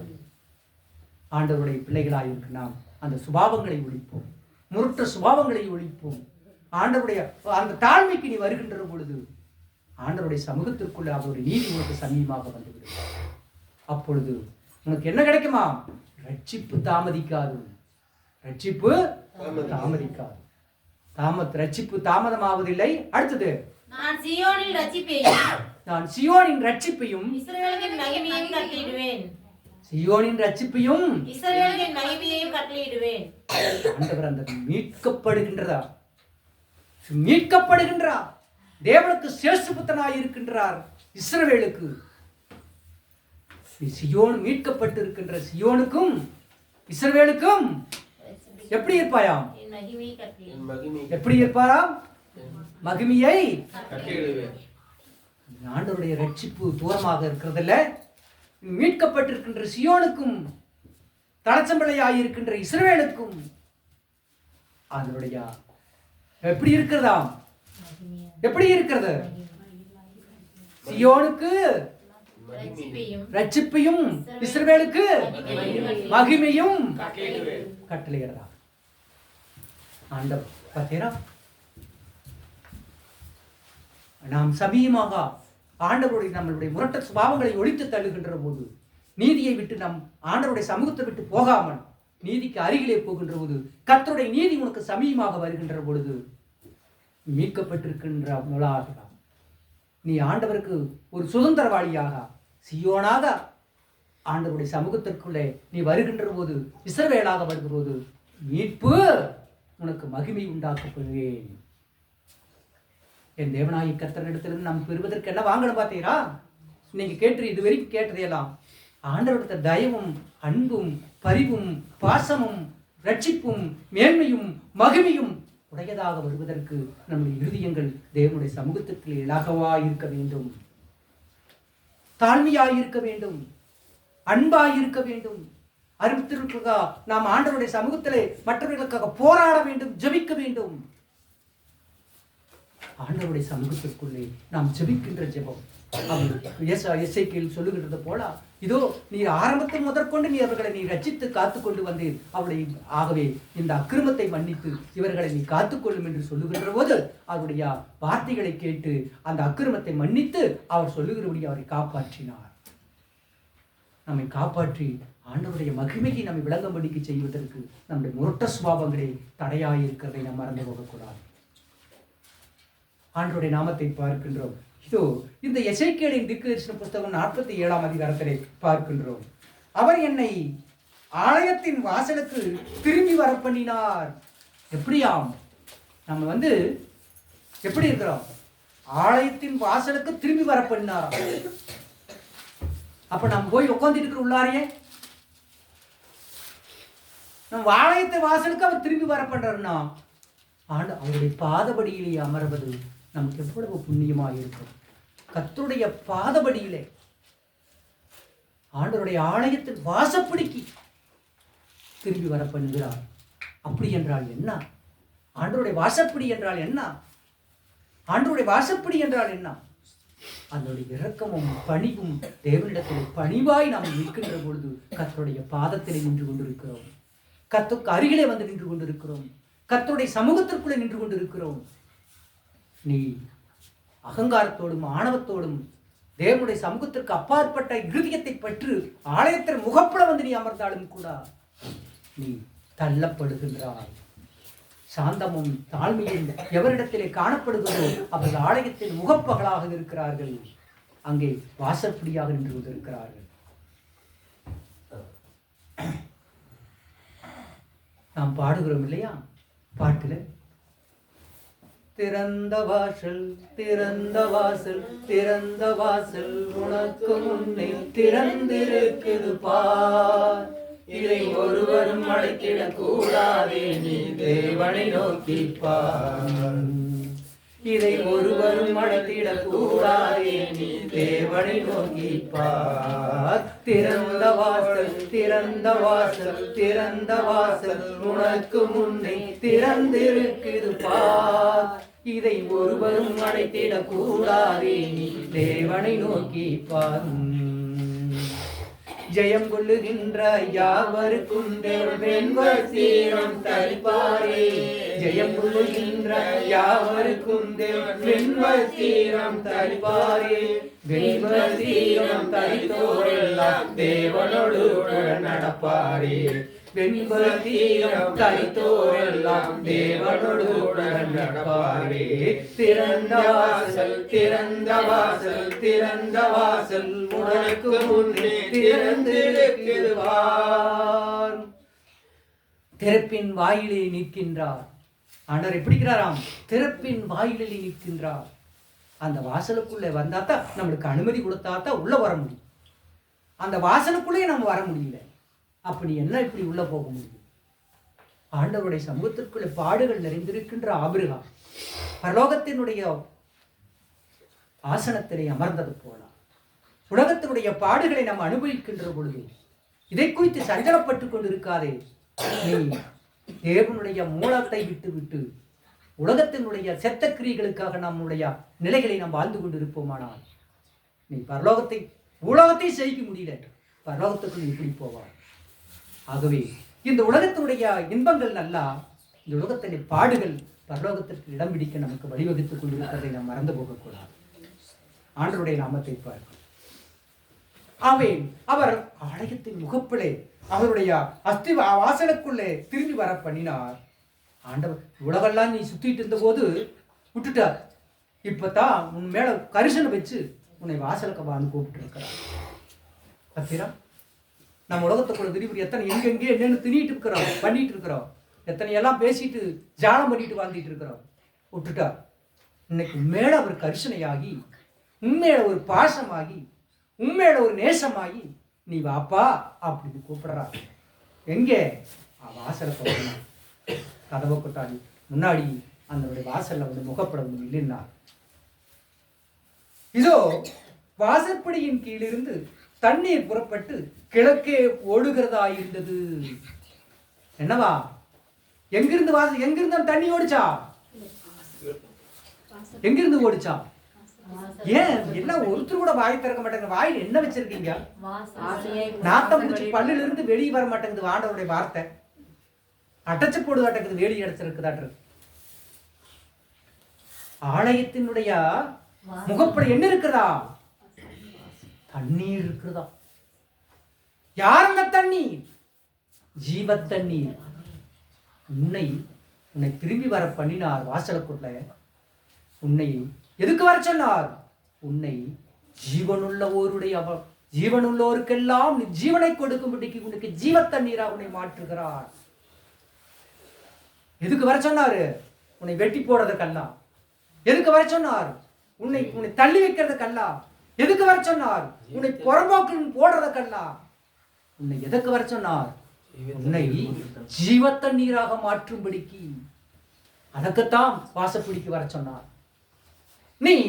நீ அந்த ஜீவ தண்ணீராக, நதியாக நீ இந்த இடத்துல இருந்து நீ வாழ்ந்து கொண்டிருக்கும் பொழுது, இந்த வாசற்படியின் கீழிருந்து தண்ணீர் புறப்பட்டு கிழக்கே ஓடுகிறதும் மாயிருந்தது. எங்கு ஓடுதா? கிழக்கே ஓடுகிறதமாயிருந்தது. அந்த தண்ணி எங்கு ஓடுதா? தேவனுடைய ஆலயத்துல என்னக்குதா? தேவனுடைய ஆலயத்தின் வாசல என்ன இருக்கா? தண்ணீர். எப்படி ஓடுதா? கிழக்க நோக்கி ஓடுதா. எப்படி இருக்கிறதுன்னு பாருங்க.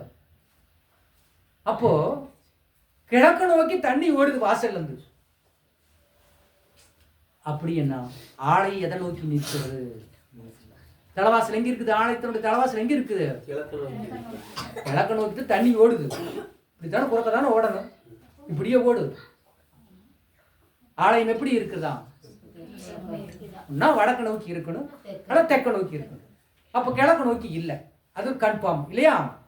அப்ப ஆலயத்தினுடைய அந்த தண்ணீர் கிழக்கை நோக்கி ஓடுகிறதா இருந்தது. ஆலயத்தின் முகப்பு கிழக்கு நோக்கி இருந்தது.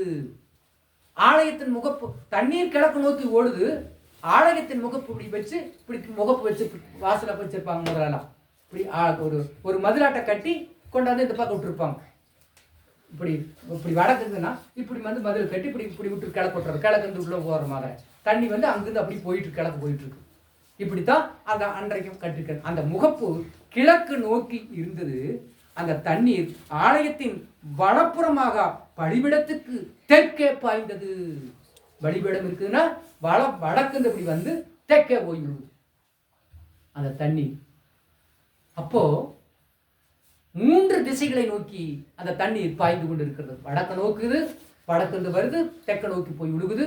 அந்த தண்ணீர் மறுபடியும் கிழக்கு நோக்கி போயிட்டு இருக்குது. ஆலயத்தில் இருந்து கிழக்கு நோக்கி இப்படி 3 பக்கம் மையத்தின் நடுவாண்டை நின்று கொண்டிருந்தது.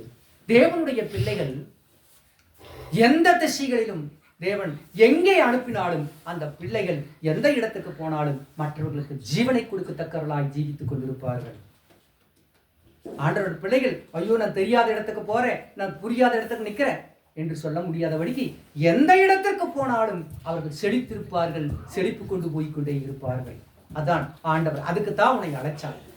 உன்னை வறட்சியாக்கவோ உன்னை கொள்றதுக்கோ ஒரு ஒரு ஒரு சமயம் ஒரு முறை தன்னுடைய மகனுக்கு ஒரு தாயார் உத்தரவு சொல்றார். அந்த பையன் ஆலயத்துல ஆவியில் நிறைஞ்சிருக்கான். அதுக்கு தாயார் வெடிச்சு சொல்றாரு, ரொம்ப உள்ள போயிடாதே, உழப்பு போயிரு, அதெல்லாம் வாழ்க்கையில சரி அமையாது. அதனால ரொம்ப ஆண்டவர் கும்பிடுறியா அதோட நிறுத்திக்கோ. சும்மா ஆண்டவருக்கு உள்ள போய் ஆவியில் நிறைஞ்சாலும் இருந்தீங்கன்னா உழப்பெல்லாம் போயிரு, உழைக்க முடியாது, வாழ முடியாது அப்படின்னு பையனுக்கு சொல்லி கொடுக்குறாங்க ஒரு தாய். எவ்வளோ கஷ்டமான. எல்லாரும் ஆண்டவரை தேடு, ஆண்டவருக்குள் நல்லா இரு, அவர் நல்லது செய்வார்னு சொல்லி கொடுப்பாங்க. எல்லா தாயும் அதுதான். ஆனா இந்த தாய் இப்படி சொன்னதை பார்த்து நானே அசந்து போயிட்டேன். ஆண்டவருடைய பிள்ளைகள், ஆண்டவர் எல்லா தாயும் எல்லா தந்தைகளும் ஆண்டவரை தான் சொல்லி கொடுப்பாங்க. நாங்கள்லாம் சும்மாப்பா கொஞ்ச நேரத்தில் போயிடுவோம். ஆகவே நீ என்னையெல்லாம் நம்பாத, நீ எவ்வளோ கட்டி அவரை பிடிச்சிக்கணும் எல்லா தாயும் தப்புன்னு சொல்லி கொடுத்துருக்காங்க. இதைத்தான் நானும் கேட்டிருக்கேன், நாமளும் அதில் தான் வளர்ந்துருக்கோம். அந்த தாய் அதை சொன்னதை பார்த்து அசந்து போயிட்டு இருக்காங்க. ஆண்டவருடைய பிள்ளைகளை கடவுளுக்குள்ளே வழி நடத்த வேண்டும். அப்போ ஆண்டவர் உன்னை எதுக்கு அழைச்சாரு? உன்னை ஆண்டவருடைய வாசப்படிக்கு வந்து உன்னை எல்லா பக்கமும் போகும்படிக்கு, உன்னை செழித்திருக்கும்படிக்கு. எந்த பக்கம் போனாலும் நீ செழித்திருக்கணும், இந்த பக்கம் போனாலும் செழித்திருக்கணும், அந்த பக்கம் போய் செழித்திருக்கணும், இந்த பக்கம் செழித்திருக்கணும். எப்படி வேண்டுமானாலும் உன்னை வளர்ச்சியாக்கி வாழுமையாக்கி உன்னை பெயர் சொல்லி உன்னை உயர்த்தி காட்ட வேண்டும் என்றுதான் ஆண்டவர் உன்னை வர சொன்னார். அப்படிக்கு உன்னை சிறுமியாக்கி உன்னை சின்னப்படுத்தி உன்னை தாக்கணும்னெல்லாம் அவர் என்னால் அவர் நினைச்சதை கிடையாது. அதுக்காக உன்னை வர சொல்ற. ஆகவே என்ன செய்கிறார்? இதோ அதிபதியானவன் அவர் என்னை வடக்கு வாசல் வழியாய் புறப்பட பண்ணி, வடக்குங்கிறையா இந்த வாசல் வழி அங்க விடுறார், புறப்பட சொல்றார், நீ வடக்கு வாசல் வழியா போ அப்படின்னா. வடக்கு வாசல் வழியாக புறப்பட பண்ணி என்னை வெளியிலே கீழ்த்திசைக்கு எதிரான இத புறவாசல் மட்டும் சுற்றி நடத்தி கொண்டு போனார். கீழ்த்திசையிலிருந்து அந்த கிழக்கு திசைக்கு நேர் எதிர் திசை மேற்கு. அப்போ கிழக்கு இந்த மேற்க கூட்டிட்டு போறார். கூட்டிட்டு போய் எதிரான புறவாசல் மட்டும் சுற்றி நடத்திட்டு போறார். புறவாசல் பின்னாடி கூட்டிட்டு போறார், வீட்டுக்கு பின்னாடி கொண்டு போனார். போயிட்டு அங்கே தண்ணீர் வலதுபுறத்திலிருந்து பாய்கிறதா இருந்தது. இங்க மேற்கு அப்படி இங்க இருக்குதுன்னா திரும்பிட்டு வலதுபுறம் வடக்கு இல்லையா, அங்க பாயுதான், தண்ணி ஓடுதான். ஆண்டவர் நடத்தி கொண்டு இருக்கிறார். செழுமையாக இதோ உன்னை ஜீவ நதியாக உன்னை புறப்படும்படிக்கு, வளர்த்தபடிக்கு, உன்னை ஆசீர்வதிக்கும்படிக்கு தான் வாழ் அழைச்சாரபடிக்கு உன்னை வந்து துன்பப்படுத்தி பார்க்கணும்னு அவர் ஒரு நாளும் நினைக்கிறார். அந்த மாதிரி அவர் நினைக்கிறவர் அல்ல. ஆகவே இதை பார்த்தா நாம் இவ்வளவுதான் வந்து வளர்ந்திருக்கிறோமா, இவ்வளவுதான் வளர்ந்து தண்ணியில் போகணும், அப்படி இவ்வளவுதான் நம்ம செழிக்கிறதுக்கு கொஞ்சம் தான் செழித்திருக்கிறோமா அப்படின்னு பார்க்கிறோம். அதுக்கு என்ன சொல்றார்? அந்த பாய்கிறதா இருந்தது. அந்த புருஷன் தமது கையில் நூலை பிடித்து கொண்டு கிழக்கே புறப்படுகையில் 1000 முழம் அளந்து என்னை தண்ணீரை கடக்க பண்ணினார். அந்த தண்ணி பார்த்துட்டு ரசிக்குது அப்படியே. அவன் தான் தூதன் சொல்றான், 1000 முழத்தை அளந்தானா. எதைய? அந்த தண்ணி 1000 முழம் அளந்து கிழக்க நோக்கி நடக்கிறான். 1000 முழம் போயிட்டு நீ போய் அதை போய் நில்லுனார். 1000 முழம் நடந்துட்டு போய் அளந்துட்டு அந்த இடத்துல போய் நின்னுனார். அந்த 1000 முழம் நடந்து போனான், தண்ணியில பயமில்லாம போறான், நிக்கிறான். அது எத்தனைதா? கணுக்கால் அளவு. எத்தனை அளவு இருந்ததா? கணுக்கால் அளவு. 1000 முழம் அளந்து போய் தண்ணி கணுக்கால் அளவு. என் ஆண்டவருடைய நாமத்தை பார்க்கிறோம். உன்னை ஆசீர்வதிக்கிற உன்னுடைய ஆசீர்வாதம் மனிதர்கள் காணுகின்ற பிரகாரமாக உன்னை பார்த்தால் அவர்களுடைய கண்களுக்கு எட்டாவதாய் நீ போனாலும் கூட அது உனக்கு ஒன்றும் கொஞ்சமாத்தான் உனக்கு வந்து ஆசீர்வாதமாக இருக்கும். ஏன்னா மனுஷன் நினைச்சிட்டு இருப்பாங்க, பெரிய ஆசீர்வாதத்தை பெற்றிருக்காங்க பரவாயில்லையே அப்படின்னு. 1000 முழம் வளர்ந்தாச்சு அவங்களை முழுங்கி போடும்னு நினைக்கலாம். அவங்க நினைக்கல, 1000 இவ்வளவு பணக்காரராக இருக்கிறாங்களே, இவ்வளவு நல்லா இருக்கிறாங்களே, இவ்வளவு சந்தோஷமா இருக்கிறாங்களே அப்படின்னு அவங்க நினைச்சிட்டு இருப்பாங்க. ஆனால் ஆண்டவர் இன்னும் அதை உன்னை அந்த ஆசீர்வாதத்தை குறைவாகத்தான் எடை போட்டு கொண்டிருந்தார். 1000 முழம் அளந்த தண்ணீர் 1000 முழத்துக்கு அந்த பக்கம் போய் பார்த்தா கூட எவ்வளவு இருக்குதா? கணுக்கால் அளவு தான் தண்ணி இருக்குதா. அப்போ உன்னை ஆண்டவர் ஆசீர்வதித்து இன்னும் உன்னை ஆசீர்வதிக்கணும் ஆசீர்வதிக்கிறார் நினைக்கிறார். உன்னை அதிகமாக ஆசீர்வதிக்கணும், அதான் அவருடைய ஆசீர்வாதம். மனுஷருக்கு நினைக்கலாம், நீ நினைக்கலாம், அந்த அல்ல ஆசீர்வாதம் அல்ல. ஆபிரகாமை பார்த்து சொன்னார், பெருமை அடைந்து இருக்கும்போது நீ வசனப்பட்டு பார்த்துட்டு இருக்கிற, இங்க வான்னு கையை பிடிச்சி கூட்டிட்டு போய் வெளியே நிறுத்தி அங்க வர அண்ணாந்து பாருனார். பார்த்தீரா? அவனுடைய வசனத்துல என்ன பண்றாரா? கையை பிடிச்சி கூட்டிட்டு வெளியே வராது ஆண்டவர். நம்மளுடைய வசனத்துல தேவன் தன்னுடைய பிள்ளைகளை வந்து விடமாட்டா, துன்பப்படுத்த மாட்டா. அந்த துன்பத்திற்கு காரணம் நீயாத்தான் இருப்ப, என் ஆண்டவராக இருக்க மாட்டார். நம் நாவிலிருந்து புறப்படுகின்ற ஒவ்வொரு வார்த்தைகளும் தேவனுடைய சமூகத்தை நோக்கி கொண்டே இருக்கும். பஞ்சமும் கெடுதலும் கேடும் சிந்தையும் பொய்யும் பொருட்டும் மறைவும் எல்லாமே அவர் அறிவார். ஆகவே இந்த அத்தனை ஆசீர்வாதத்தை கூட ஆண்டவர் கொஞ்சமா தான் நினைச்சார். உன்னை இன்னும் ஆசீர்வதிக்க வேண்டும். அதுதான் ஆண்டவருடைய திட்டம். ஜீவனுள்ள காலம் எல்லாம் உன்னை ஜீவிக்கிறவர் உன்னை உயர்த்தி கொண்டிருக்க வேண்டும் என்பதுதான் அவருடைய திட்டமே, தீர்மானம். வேதம் சொல்லுகிறது, எசேக்கியேலின் தீர்க்கதரிசன புஸ்தகம் 18ஆம் அதிகாரம் 9வது வசனத்தை வாசிக்கலாம். எசேக்கியேலின் தீர்க்கதரிசன புஸ்தகம் 18ஆம் அதிகாரம் 9வது வசனத்தை வாசிக்கலாம். என்னவா?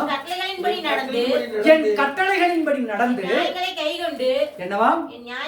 நியாயங்களை கைக்கொண்டு உண்மையாய் இருப்பானாகில் அவனே நீதிமான். யார் நீதிமானாமா? அவன் எப்படி யார் நீதிமான்? நியாயங்களை கைக்கொண்டு உண்மையா இருப்பானாகில் அவனே நீதிமான். யார் நீதிமான்? நியாயங்களை கை கொண்டு மூலம் பத்திரம் அதுதான் ஆதி மூலம். ஆண்டவருடைய நியாயத்தை எடுத்துக்கணும். நியாயங்களை கை கொண்டு எப்படிக்கணுமா? உண்மையாய் இருக்க வேண்டும். நியாயங்களை கை கொண்டு, கர்த்தருடைய நியாயங்களை கை கொண்டு உண்மையாய் ஒருவன் வாழ்வானையானால் அவன்தான் உலகத்திலே நீதிமான். நீதிமான் ஆறு? நியாயங்களை கை கொண்டு உண்மையாய் நடக்கணும். இருக்கிறோமா? இருக்கிறோமா? இருக்கிறோமா? நாம் நீதிமானாய் இருக்கிறோமா? நீதிமான பெரிய நீதிமான அப்படிம்பாங்க. அதுக்கு அர்த்தம் அவங்களுக்கே தெரியாது. அதுக்கு அர்த்தம் இன்னைக்கு புரிஞ்சுக்குங்க. யார் நீதிமானா? நியாயத்தை கை கொண்டு உண்மையாய் இருக்கணும். பொய் பேசிட்டோம்னா நாக்கறுத்து போட்டுருவார். நாக்க மட்டும் இருக்குதில்ல, உன்னை வாசலுக்குள்ளே வரவாண்டான்ருவார். அப்புறம் எங்க உங்களுக்கு 1000 அளந்து உங்க கணுக்கால அளவு ஆசீர்வாதத்தை கொடுக்குறோம்ங்கிறார். அடுத்தது சொன்னார், அந்த கணுக்கால அளவு தான் அந்த தண்ணீர் தான். ஆண்டவருடைய ஆசீர்வாதத்தில் ஆசீர்வாதம் உலகத்துக்கு பெரிதாக இருக்கலாம், உலக மக்களுக்கு பெரிதாக இருக்கலாம். ஆனால் அவருக்கு இன்னும் அது கொஞ்சமாக தான் நினைச்சார். மறுபடியும் அந்த தூதன் என்ன செஞ்சாரா? மறுபடியும் ஒரு 1000 முழம் வளர்ந்தாரா. 2000 முழம் வாங்கி போச்சு. இப்ப 2000 முழத்துக்கு அந்த பக்கம் தண்ணிக்குள்ள போய் நிற்கிறான். எவ்வளவு வந்ததா? எவ்வளவு இருந்தது? இன்னும் 1000 முழம் அளந்து உன்னை தண்ணீரால் கடக்க பண்ணினார். தண்ணீர் கணுக்கால் அளவாய் இருந்தது. பின்னும் அவர் 1000 முழம் அளந்து என்னை தண்ணீரை கடக்க பண்ணினார். அங்கே தண்ணீர் முழங்கால் அளவாய் இருந்தது. மறுபடியும் 1000 முழம் அளந்தார். நடக்க சொன்னார். அங்க நடந்த பார்த்தா எத்தனை இருந்தா? முழங்கால் அளவு. உண்மை ஆசீர்வதிக்க நீதிமான்களை ஆசீர்வதிக்க, தேவனுடைய பிள்ளைகளை ஆசீர்வதிக்க அவருக்கு மகிழ்ச்சி மற்றற்றதாய் இருந்தது. உன்னை எதுக்கு அழைச்சாரு? உன்னை எதுக்கு அழைச்சாரு? உன்னை எதுக்கு அழைக்கிறாரு? ஆசீர்வதிக்க அழைக்கிறார். ஆசீர்வதிக்க அழைக்கிறார். எப்படி ஆசீர்வதிக்கணுமா? அவன் சொன்னான், சின்னவன் 1000 சிறியவன் 16,000. இது அல்ல. அவர் உன்னை எத்தனை துன்பங்கள் வந்தாலும், எத்தனை வேதனைகள் வந்தாலும், எத்தனை ஆளிகள் சூழ்ந்து நின்றாலும், எத்தனை போராட்டங்கள் உன்னை வளர்ந்து வந்தாலும், அத்தனையிலும் அவர் உன்னை அது கணுக்காலுக்கு மேல போகாதபடி அவர் நிறுத்தி, அவர் இன்னும் துன்பம் வந்தபோது முழங்காலுக்கு மேலாக போகாதபடி நிறுத்தி உன்னை ஆசீர்வதித்துக் கொண்டே இருக்கிற தேவனாகிய கர்த்தர் பழுகி பெருகும்படி. அப்புறம் பார்த்தார், மறுபடியும் அவனை 1000 முழம் அளக்க சொன்னார். நடந்து போயிட்டே இருக்கிறார் தனிக்குள்ள. ஆண்டவருடைய ஆசீர்வதிப்பது அது எத்தனை மகத்துவமானது. அவருக்கு என்ன ஆசீர்வாதம் குறைஞ்சா போயிடுது. ஒரு விளக்கில் பொருத்தி வச்ச தீயை இன்னொரு விளக்கில் பொருத்தி வச்ச இந்த கெட்டா போயிடுது. இப்படி எத்தனை வேணுமெனாலும் பொருத்திட்டே போகலாம் இல்லையா? ஒரு நெருப்பு வச்சுக்கிட்டு எத்தனை மெழுகுபத்தி இருந்தாலும் சரி, இந்த டார்ச் லைட் இருந்தாலும் சரி, எத்தனை அரிக்கன் லைட் ஆனாலும் சரி, நெருப்பு உலகமானாலும் சரி, பொருத்திக்கிட்டே போயிட்டு இருக்கலாம் இல்லையா? அது குறையாது. கடவுளுடைய அருளும் அப்படித்தான். குறையாத செல்வம், குறையாத நிலை. தேவன் யார் மேல கொடுத்து கொண்டு இருக்கிறாரோ அவர்கள் அதோடு அணைந்து போகக்கூடாது. மற்றவர்களுக்கும் அதை கொடுத்து கொண்டு இருக்கும் பொழுது ஆண்டவருடைய ஆசீர்வாதங்கள் உன்னிலும் மற்றவர்களும் பெருகி பெருகி பெருகி பெருகி பலமாகி கொண்டே இருக்கும். அதுதான் அங்கே தேவனுடைய ஆசீர்வாதம். ஒரு பெரியவர் சொல்றார், உடல்நிலை சரியில்லைன்னு சொன்னா இந்த 4 மணி போய் பாருங்களேன் அப்படின்னா அங்க அப்படியே பிரதட்சணம் ஆறார் ஆண்டவர். அப்படின்னு கேட்டவர். என்ன ஒரு ஊழியக்காரர் எப்படி சொல்றீங்க அப்படின்னா, மனுஷனுடைய குருட்டு நம்பிக்கைகள் ஒரு மனுஷனை பலப்படுத்துவதற்கு ஏதுவாக இருக்காது, பலவீனப்படுத்துவதற்காக அது ஏதுவாக இருக்கும் என்று சொன்னேன். குருட்டு நம்பிக்கைகள் மடத்தனமாக தேவன் உன் இருதயத்திற்குள்ளே பிரகாசிக்க செய்கிறவராய் நீ மாற வேண்டுமே என்று உலகத்தை தேடி தேடி நீ போய்கொண்டிருக்க கூடாது. எங்கே தேடுகிறாய் என் தேவனை? உனக்குள்ளே இருக்கிறார் அறியாய். உனக்குள்ளே இருக்கிறார், அவரை வெளியே கொண்டு வா. எங்கே தேடி ஓடினாலும் நீ சுகமடைய மாட்டாய். எங்கே தேடி ஓடினாலும் ஆண்டவரை காண மாட்டாய். உன் இருதயம் மூடலாய் இருக்கும் பொழுது தேவன் உன்னை மூடலாக்கி வைத்து விட்டார். உன் இருதயம் பிரகாசிக்கின்ற பொழுது கர்த்தர் உன்னை பிரகாசிக்க செய்கிறவராய் இருக்கிறார். ஆண்டவருடைய நாமம் அதுதான். என் ஆண்டவர் ஒரு வார்த்தை சொல்லிட்டு போது நான் சுகமாகிறேன். பேசுறான், எல்லாமே பேசுறான். ஆனா எதுக்குள்ள வந்து நினைப்பா? ஆண்டவர் ஒரு வார்த்தை சொல்ல. அதுதான் விசுவாசம். அவன் பேசுறது எல்லாம் நான் பெருசு எடுத்துக்கல. அந்த விசுவாசத்தின் பிடியை பிடித்துக் கொண்டிருக்கிறான். எனக்கு அது ஒண்ணுதான் வேணும். அவர் சொல்ல போது ஆண்டவருடைய பிள்ளைகள் ஆண்டவர் மேல் வைத்திருக்கிற நம்பிக்கை, அந்த விசுவாசம் அவனை குணப்படுத்தும். அதான் என்னுடைய நம்பிக்கை. அந்த பிடிவாதம், அந்த நம்பிக்கை, அசைக்க முடியாத நம்பிக்கை அங்கே இருந்து கொண்டிருக்கிறது. மருந்து கொடுக்கிற போதை ஐயா என்னை துன்புறுத்துற, ஐயா என்னை கெடுக்கிற இந்த வார்த்தைகள், அந்த நர்ஸை விட்டையும் டாக்டர் விட்டையும் இதெல்லாம் ஒண்ணுக்கு வேலைக்காகாது. இதெல்லாம் வேலைக்காகாது. எனக்கு தெரியும் எங்க இருக்குதுன்னு சொல்லி அந்த நம்பிக்கை, அந்த விசுவாசம் பூர்ண சுகத்திற்குள்ளே கொண்டு வரும் என்று நான் நம்பி இருக்கிறேன். கர்த்தருடைய பிள்ளைகளை தேவன் கண்காணித்துக் கொண்டே இருப்பார். அவர் கண்காணித்துக் கொண்டுதான் இருக்கிறார். உன்னை வா என்று அழைப்பது எதற்காக? உன்னை செழுமையாக்கும்படிக்கு, கடக்கக்கூடா ஆசீர்வாதங்களை உனக்கு நடத்தி கொடுக்கும்படிக்கு தேவன் உன்னை அங்கீகாரத்திற்குள்ளே கொண்டு வந்து கொண்டிருப்பார். நம்மளுடைய தேவனாய் கர்த்தர் ஆசீர்வதிக்கிறது குறைத்துக் கொள்ள மாட்டார். உன்னை ஆசீர்வதிச்சுட்டு உனக்கு போதுன்னு நினைக்க மாட்டார். தள்ளிட்டே இருப்பார். ஆசீர்வாதத்தை கொடுத்துட்டே இருப்பார். உன்னை ஆசீர்வதிக்கிறவரை நான் ஆசீர்வதித்துக் கொண்டே இருப்பேன். ஆசீர்வதிப்பேன். உன்னை ஆசீர்வதித்துட்டே இருப்பேன். குறைவற்ற ஆசீர்வாதங்கள் தேவன் நம்மை அவ்வளவு ஆண்டவர் நம்மை வைத்திருக்கிறார். அவரை பார்த்து நாம் ஆண்டவருடைய சமூகத்திற்குள்ளே குறை சொல்வதும் வேதனைப்படுத்துவதும் எல்லாம் உரிமையின் வாசகங்கள், உரிமை போராட்டங்கள். அவரை விட்டு நமக்கு வேற வழி இல்லை, கதி இல்லை. ஆகவே அங்குதான் நம்முடைய போராட்டத்தை துவக்க வேண்டும், முடிக்க வேண்டும்.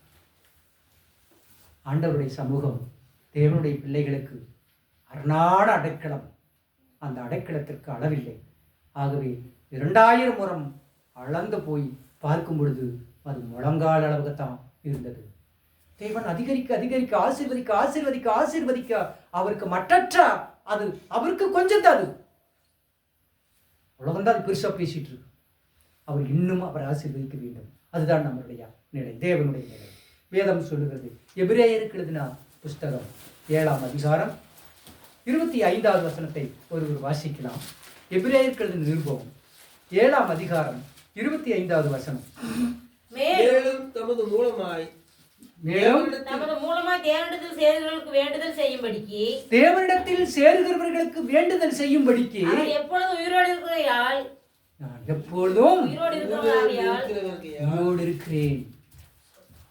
தேவனிடத்தில் சேருகிறவர்களுக்கு எப்போதும் வேண்டுதல் செய்வதற்காகத்தான் உசுரோடவே இருக்கிறேங்கிறான் பவுலடியா. நாம் இருக்கிறோமா? பொய்யா போனவங்களுக்கு ஜெபம் பண்ணிட்டு இருக்கிறோம். பெருமைக்கு, ஆண்டவரே இந்த அறிவுடை நம்பி காப்பாத்து, இந்த பொம்பளை காப்பாத்து, விசுவாசத்தில் நிறைய இருக்கிறாங்க, இது வந்து காணிக்கு கொண்டாந்து கொடுத்துக்கிறாங்க, உங்க ஆசீர்வச்சிட்டு ஆண்டவரே இந்த அறிவுடை நம்பி காப்பாத்திக்குன்னு சொல்லிட்டு பேரை சொல்லி சொல்லி சொல்லி செபிச்சிட்டு இருக்குது. ஏன்னா ஆண்டவர் பேர் தெரியாது. அந்த இந்து கோயிலுக்கு போனீங்களா, நம்மளோட நட்சத்திரம் என்ன, அந்த பூசம் அப்படியா, உங்களோட ராசி என்ன, அது புனர்பூசம் அசுவாசம், உன் பேர் என்ன, உங்களோட நாமகரணம் என்ன, நாமரம் இப்படியே சொல்லி. ஏன்னா அந்த சாமிக்கு பேர் அதே கல், அதுக்கு எப்படி தெரியும், அதுக்கு அதே மண், அதுக்கு எப்படி பேர் தெரியும். ஆகவே இவன் அவரு வளர்க்குறதுக்கு அந்த வாசகத்தை பேசிட்டே வெளியிட்டு வந்துட்டு இருப்பான். கேட்கறது இவன் என்ன பேர் என்ன, அது பூசம் என்ன, நட்சத்திரம் என்ன, யார் பேரில் பண்ணுறது, ஏன் அந்த சாமிக்கு தெரியாத அந்த எண்ணம் என்னன்னு சொல்லி. ஆகவே இப்படிப்பட்ட நிலைகளிலே அந்த மடங்கள் தான் அதிகமாக இருக்கிறது, மட சாம்பிராணிகளும் அதிகமாக இருக்கிறார்கள். அது பேர் சாம்பிராணி புகையறவங்க. கடவுளுடைய நாமம் நம்முடைய பிள்ளைகளை அவர் காக்கிறதுக்காகவே காத்து கொண்டிருக்கிறார். நாம் அதை வழிமாறி போய்கொண்டே இருக்கிறோம். அந்த வசனம் என்ன, 25, ஆண்டவருடைய பிள்ளைகள் ஆண்டவரிடத்தில் சேர்வதற்காக எப்போதும் வேண்டுதல் செய்யும்படிக்கு எப்பொழுதும் உயிரோடு இருக்கிறவராகையால். ஆமா, உயிரோடு இருக்கிறோம். வேண்டுதல் நம்ம உயிரோடு இருக்கிறது என்ன, எதுக்கு இருக்கிறோம், மற்றவங்களுக்காக வேண்டுதல் செய்யறதுக்கு தான் நம்ம உயிரோடு இருக்கணும். சும்மா தின்னு போட்டு போன மாட்டா தூங்கிட்டு இருக்கிறதுக்கு இல்லை. நம்ம எதுக்கு உயிரோடு இருக்கிறோம், மற்றவங்களுக்காக வேண்டுதல் தேவனுடைய சமூகத்தில் கேட்டுக் கொண்டிருக்கிறோம். அதுக்காகத்தான் உயிரோடு இருக்கிறேன். அப்புறம் அவர்களை முற்றுமுடிய ரட்சிக்க வல்லவருமாய் இருக்கிறார். கொஞ்சம் நஞ்சமல்ல, எப்படிக்கணுமா, முற்றுமுடியா கடைசி வரைக்கும் பாதி விட்டு போட்டு ஓடுறவங்கல்ல. ஆண்டவருடைய சமூகத்திற்கு பவுல் அவன் சொல்றான், தாவீதின் இடத்துல பரிசு ஒருத்தன் போய் கேட்குறான், என்னுடைய இப்படி வனாந்தரத்தில் சாப்பாடு இல்லாத பசியோட கிடக்கிறாரு, அதனால அந்த அவருக்கு ஏதாவது கொடுங்க, அவருக்கு சாப்பிடணும் தாவீதுக்கு அப்படின்னு கேட்குற போது அதை நாபால் சொல்கிறான். அவனோட இன்னைக்கு வந்து அவனுடைய வீட்டில் வேலைக்காரனை கிழமை தன்னுடைய விட்டு போட்டு ஓடி போகிறவங்க நிறைய பேர் உண்டு. அப்படிங்கிறது நீ அவருக்காக வந்து நீ எதுக்கு வழக்காடிட்டு இருக்கிறன்னு மட்டும் அவன் கேட்பான். அப்போ பாதியில் விட்டு போட்டு போகிறவங்க, மந்தையை காக்காமல் பாதியில் விட்டு போட்டு போகிறவங்க அநேகம் உண்டு அப்படின்னு சொல்லி. ஆனால் இது அந்த ஒரு வந்து இன்னைக்கு ஜவுளிக்கிறவங்ககிட்ட வந்து ஒரு பைசா கொடுக்காத 2 தேடி விட்டோம்னா அந்த வீட்டு போகிற அவன் வரமாட்டான், போயிட்டேப்பான். காணிக்கு ஒரு 10 பைசா கொடுக்காத விட்டுன்னு வச்சுக்கோங்க, 2 தேட்டி வருவான், 2வது தேட்டி பார்த்து போட்டு 3வது தேட்டி அந்த வீட்டு பக்கம் கூட வரமாட்ட போயிட்டேப்பான். அது வந்தது எதுக்கு, ஆமாம், விசுவாசம் உள்ள ஜெப பிணியாளிகளை ரசிக்க. நம்ம விசுவாசம் ஆண்டவரை கொடுக்குறோம்.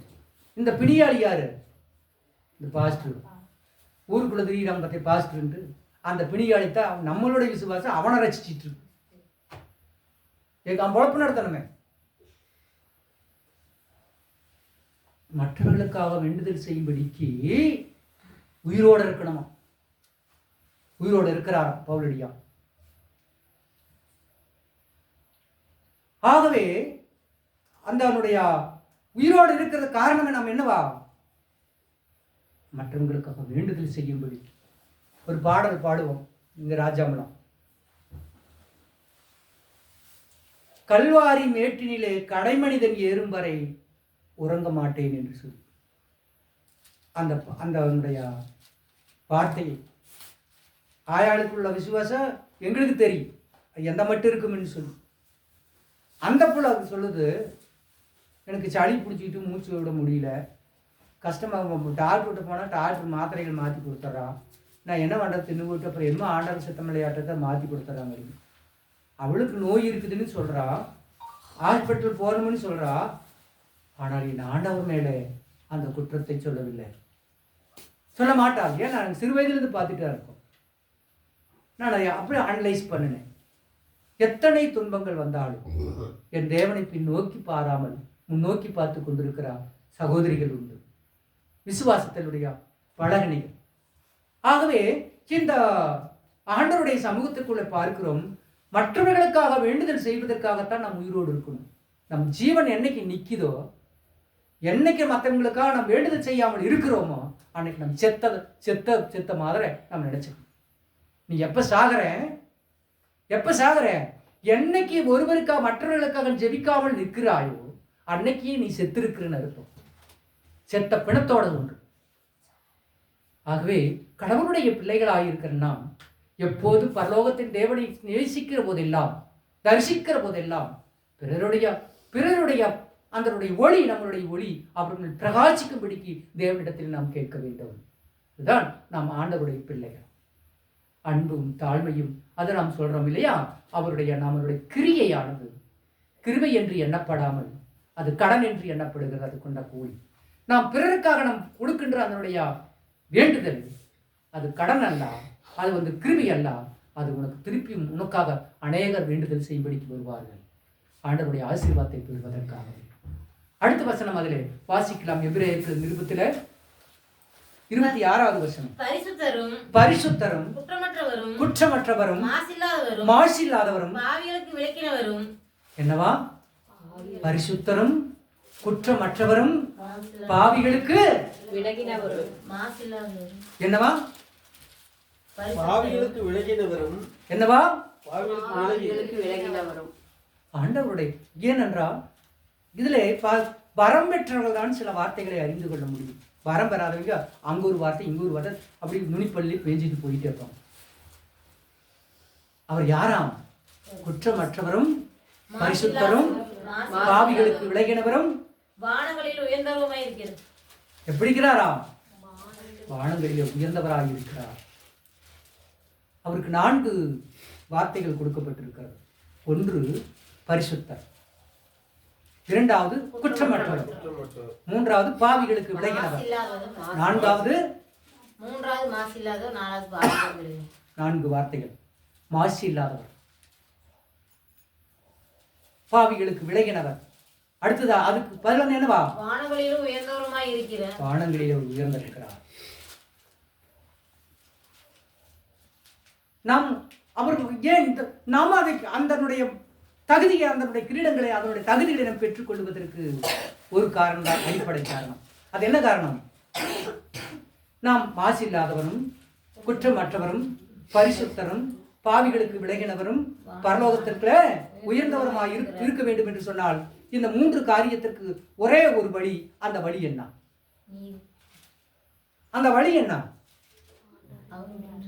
இதை நாம் அடைவோம். ஆசி இல்லாதவராய் இருப்போம், பரிசுத்தராய் இருப்போம், குற்றமற்றவராய் இருப்போம், இது பாவிகளுக்கு விலகினவராய் இருப்போம், வானங்களில் உயர்ந்தவராய் இருப்போம். இதற்கு காரணம் ஒன்றே ஒன்று என்று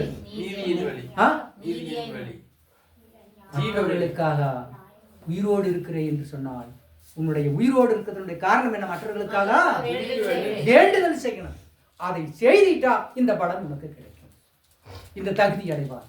நீ யாருக்குமே நீ ஜெபம் பண்ணாத, விட்டுட்டு அன்பா மட்டும் பேசிட்டு இருக்கிறது. அன்பா ஒரு தீக்குள்ள போய் ஒரு பையன் போய் குழந்தை போய் உட்காருதுன்னா, பக்கத்தில் போகுதுன்னா ஒருத்தருக்கு தாய் என்ன பண்ணுவோம், தம்பி அந்த பக்கம் போவா சாமி, அவத்து போவா சாமின்னு சொல்லிட்டு இருப்பாங்களா? ஆண்டவருடைய பிள்ளைகள் கோபத்தை கொடுக்கிறார் என்றால் அவர் மேலே இருக்கின்ற உரிமை, அந்த போராட்டத்தில் தான் அந்த கோபம் அங்கே வெளிப்படுமை என்று அவர்களை பாவத்தில் தள்ளுவதற்காக அங்கே போகார். ஆண்டவருடைய சமூகம் இந்த 4ஐ பெற வேண்டும் என்று சொன்னால் நாம் உயிரோடு இருக்கும் காலம் எல்லாம் என்ன செய்யணுமா? பிறருக்காக வேண்டுதல் செய்யணும். நீ வேண்டுதல் என்னைக்கு நீ செய்யலையோ அன்னைக்கு நீ என்ன ஆயிட்ட? செத்துற புணத்தோட சேர்த்து நீ வாழ்க்கையில செத்த கிரிகளையே நீ பெருசா பேசிட்டு இருப்ப. தேவனுடைய மூல அன்பை நீ விட்டு போட்டு வெளியேறி போயிருக்கிற.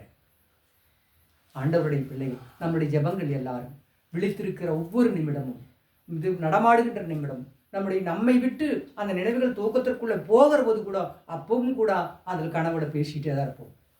ஏனென்றால் யாருக்காக பிறருக்காக வேண்டுதல் செய்கின்ற உள்ளங்கள் நித்திரையிலும் கூட அவர்கள் பேசிக்கொண்டே தான் இருப்பார்கள். அதுதான் நமக்கு கிடைத்திருக்கின்ற வரம். ஆகவே 200 அடி இப்போ 200 முழம் அளந்த 1000 முழம் 2000 முழம் அளந்தாச்சு. முழங்கால் அளவு தண்ணி. அடுத்து என்ன செய்கிறார் வாசிக்கலாம்.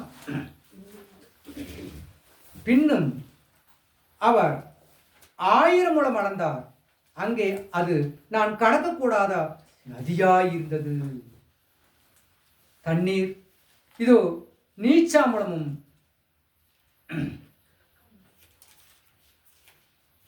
இதோ அளவாயிருந்தது. பின்னும் அவர் 1000 முழம் அளந்து என்னை கடக்க பண்ணினார். அங்கே தண்ணீர் இடுப்பளவாயிருந்தது. பார்த்தீரா? பாதத்தளவு, முழங்கால் அளவு, இடுப்பளவு. இப்போ 3000 அடி கடந்து போயிட்டாங்க. என் ஆண்டவருக்கு நம்மை ஆசீர்வதிக்கிற ஆசீர்வாதங்கள் அவருக்கு குறைவுதான். நாம தான் அதில் மகிழ்ந்து நிற்கின்றோம். அதற்குத்தான் அவர் இந்த இயேசுவானவர் சொல்லுகிறார், இவ்வளவாய் அவர் தம்முடைய குமாரனை அனுப்பினார், இவ்வளவாய் நம்மை ஆசீர்வதித்தார். அவருடைய அன்புக்கு அளவில்லை. தன்னுடைய ஒரே பேரான குமாரனை விசுவாசிக்கிறேன் எவனோ அவன் கெட்டு போகாமல் நித்திய ஜீவனை அடையும்படிக்கு எவ்வளவாய் அளவில்லை. அவர் இவ்வளவாய் நம்மை ஆசீர்வதிக்கிறார், நித்திய ஜீவனை அடையும்படிக்கு. ஆண்டவர் தன்னுடைய பரலோகத்தில் தன் பிள்ளைகளை சேர்க்கும்படிக்கு அவருடைய ஆசீர்வாதங்கள் அளவற்றதாய் அளப்பரியதாய் இருக்கிறது. அந்த அளவற்ற ஆசீர்வாதம் 3000 அடி கடந்து போயாயிற்று. இங்கே இடுப்பளவாய் இருந்தது. மறுபடியும் சொல்லுகிறார், அதோட விடல, என் தேவன் தன்னை எப்பொழுது நம்மளால் முடியாது என்று நிற்கின்றோமோ, போய் எல்லாவற்றுக்கும் மிகுதியாக திளைச்சு நிற்கிறோமோ, அப்பொழுதுதான் அந்த ஆசீர்வாதத்தை அவர் நிலைவாய் இருக்கட்டும் என்று கொடுக்கக்கூடாத ஒரு நிலையிலே, யாரும் அடையக்கூடாத நிலையிலே அவர்களை கொண்டு வந்து நிறுத்தினதா அவருக்கு ஒரு திருப்தியாய் வருகிறதை நாம் பார்க்கின்றோம். மறுபடியும் 1000 முழம் வளர்ந்தார். 1000 முழம் வளர்ந்த பார்த்தா போகவே முடியல, தண்ணி நதியாயிடுச்சு. என் தேவனாகிய கர்த்தர் நம்மை ஆசீர்வதிக்கிற ஆசீர்வாதத்தினுடைய எல்லைகளை யார் அறிவார்? அறிய முடியும், யாராலும் அறிய முடியாது. நம் இதயத்திற்குள்ள தேவனை நாம் தரிசித்துக் கொண்டிருக்கிற அந்த தரிசனத்தை யாராலும் அறிந்து கொள்ள முடியாது. அதுதான் நம்முடைய அளப்பரிய ஆசீர்வாதங்கள். நம்முடைய நினைவுகள் நினைக்கும் பொழுதே அது நிறைவேற்றக்கூடியதாக தேவன் நம்மை பார்த்து நிற்பார். எல்லாம் அறிந்திருக்கிறோம், எதை கேட்பது? எதையுமே கேட்க முடியல. ஆண்டவருடைய பிள்ளைகள் ஆண்டவர் நம்மை ஆசீர்வதிக்கிற ஆசீர்வாதத்தை பார்க்கிறோம். அது நதி அளவு, 1000 முழம் 4000 முழம் கடக்கும் போது அதுக்கு மேல நான் நடக்க முடியாத போயிடுச்சு. அடுத்து அதுக்கு என்ன சொல்லுகிறார்? அவர் என்னை நோக்கி, மனுபுத்திரனே, இதை கண்டாயா என்று சொல்லி என்னை இந்த நதியோரமாவது திரும்ப நடத்தி கொண்டு போனார். பார்த்திட்டியா? நதியை கடக்க முடியாம போயிடுச்சலா, வா அப்படின்னு கூப்பிட்டு அந்த நதியோரமா என்ன பண்ணாரா? நடந்துட்டு போயிட்டு இருக்கிறாங்க 2 பேரும். நான் நடக்கும் பாதை செம்மையான பாதை, இயேசு என்னோடு நடக்கிறாரே. நான் நடக்கும் பாதை செம்மையான பாதை, இயேசு என்னோடு நடக்கிறாரே. அறியாதவன் அறிந்திடுவார், புரியாதவன் என்னை புரிந்திடுவார். அறியாதவன் அறிந்திடுவார், புரியாதவன் என்னை புரிந்திடுவார். விளங்காதவர் எட்டாதவர், விளங்காதவர் எட்டாதவர், அறிந்து வாழ்வோருக்கு புதிரானவர். இயேசு அறிந்து வாழ்வோருக்கு புதிரானவர். என்னவாமா புதிரான? இன்னும் புதிர். எல்லாமே நமக்கு அதிசயமும் ஆச்சரியமும் அற்புதங்களும் நிகழ்ந்து கொண்டே இருக்கும். இந்த தேவனாகிய கர்த்தர் இவனை அவ்வளவு ஆசீர்வதித்து சும்மா விடுவாரா? அவனை பக்கத்தில் வச்சுட்டு போகணும், அவனோட பேசணும், பம்பிழக்கணும், அவனோட நடக்கணும். இதெல்லாம் அவருக்கு ரொம்ப ஒரு ஒரு அவருக்கு என்ன சொல்றதுக்கு நான் ஒரு ஹாப்பியான அதனுடைய இது, அவருக்கு ஒரு மகிழ்ச்சி. அதனால எத்தனை இந்த ஆசீர்வாதம் அல்ல எதுக்கு? தன்னோடு தன் பிள்ளை இருக்க வேண்டும் என்பதற்காக, தன்னோடு தன் பிள்ளை இருக்க வேண்டும் என்பதற்காக. அப்போ அந்த நதியோரமா 2 பேரும் நடந்து போறாங்க. பாத்தியா? அவனுக்கு தெரியுமா? தெரியாது. புரியுமா அவனுக்கு? புரியாது. விளங்குமா அவனுக்கு? புதிரானவராக்கிறார். அறிந்து வாழுவோருக்கு என் ஆண்டவர் எப்போதும் புதிராயிருக்கிறார். நடக்கிறாங்க 2 பேரும் அந்த கடற்கரையில, அந்த நதியில நடந்து போயிட்டு இருக்கிறாங்க. நீ எங்கு வந்ததுனாலே இதெல்லாம் நடந்தது? எங்கே வந்ததுனால? ஆண்டவருடைய வாசலுக்குள்ள வந்த போதே இத்தனை அதிசயங்களும் அற்புதங்களும் ஆச்சரியங்களும் நடந்து கொண்டிருக்கிறது.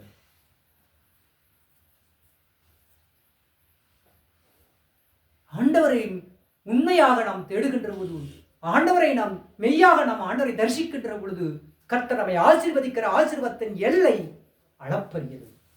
யாராலும் அறிந்து கொள்ள முடியாது, புரிந்து கொள்ள முடியாது. ஆகவே இப்போ உடனாட நடந்து போறான். வாசிக்கலாம். நான் நடந்த வருகையிலே இல்லை, அவர் என்னை நோக்கி, மனுபுத்திரனே இதை கண்டாயா என்று சொல்லி. இடத்த காண முடியும். நமக்கு என்ன தெரியும்? ஒன்றும் தெரியாது. நடத்ததெல்லாம்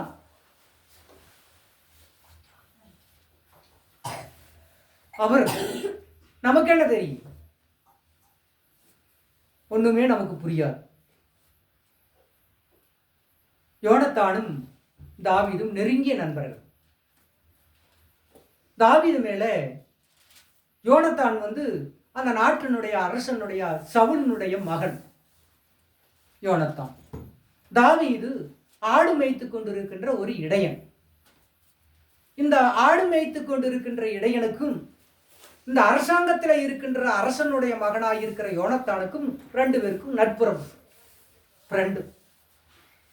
தகுதிக்கு தகுதி தான் உறவு வைப்பாங்க இல்லையா? தகுதியே இல்லாதவங்க 2 பேரும் உறவு வைக்கிறாங்க. எதனால உறவு?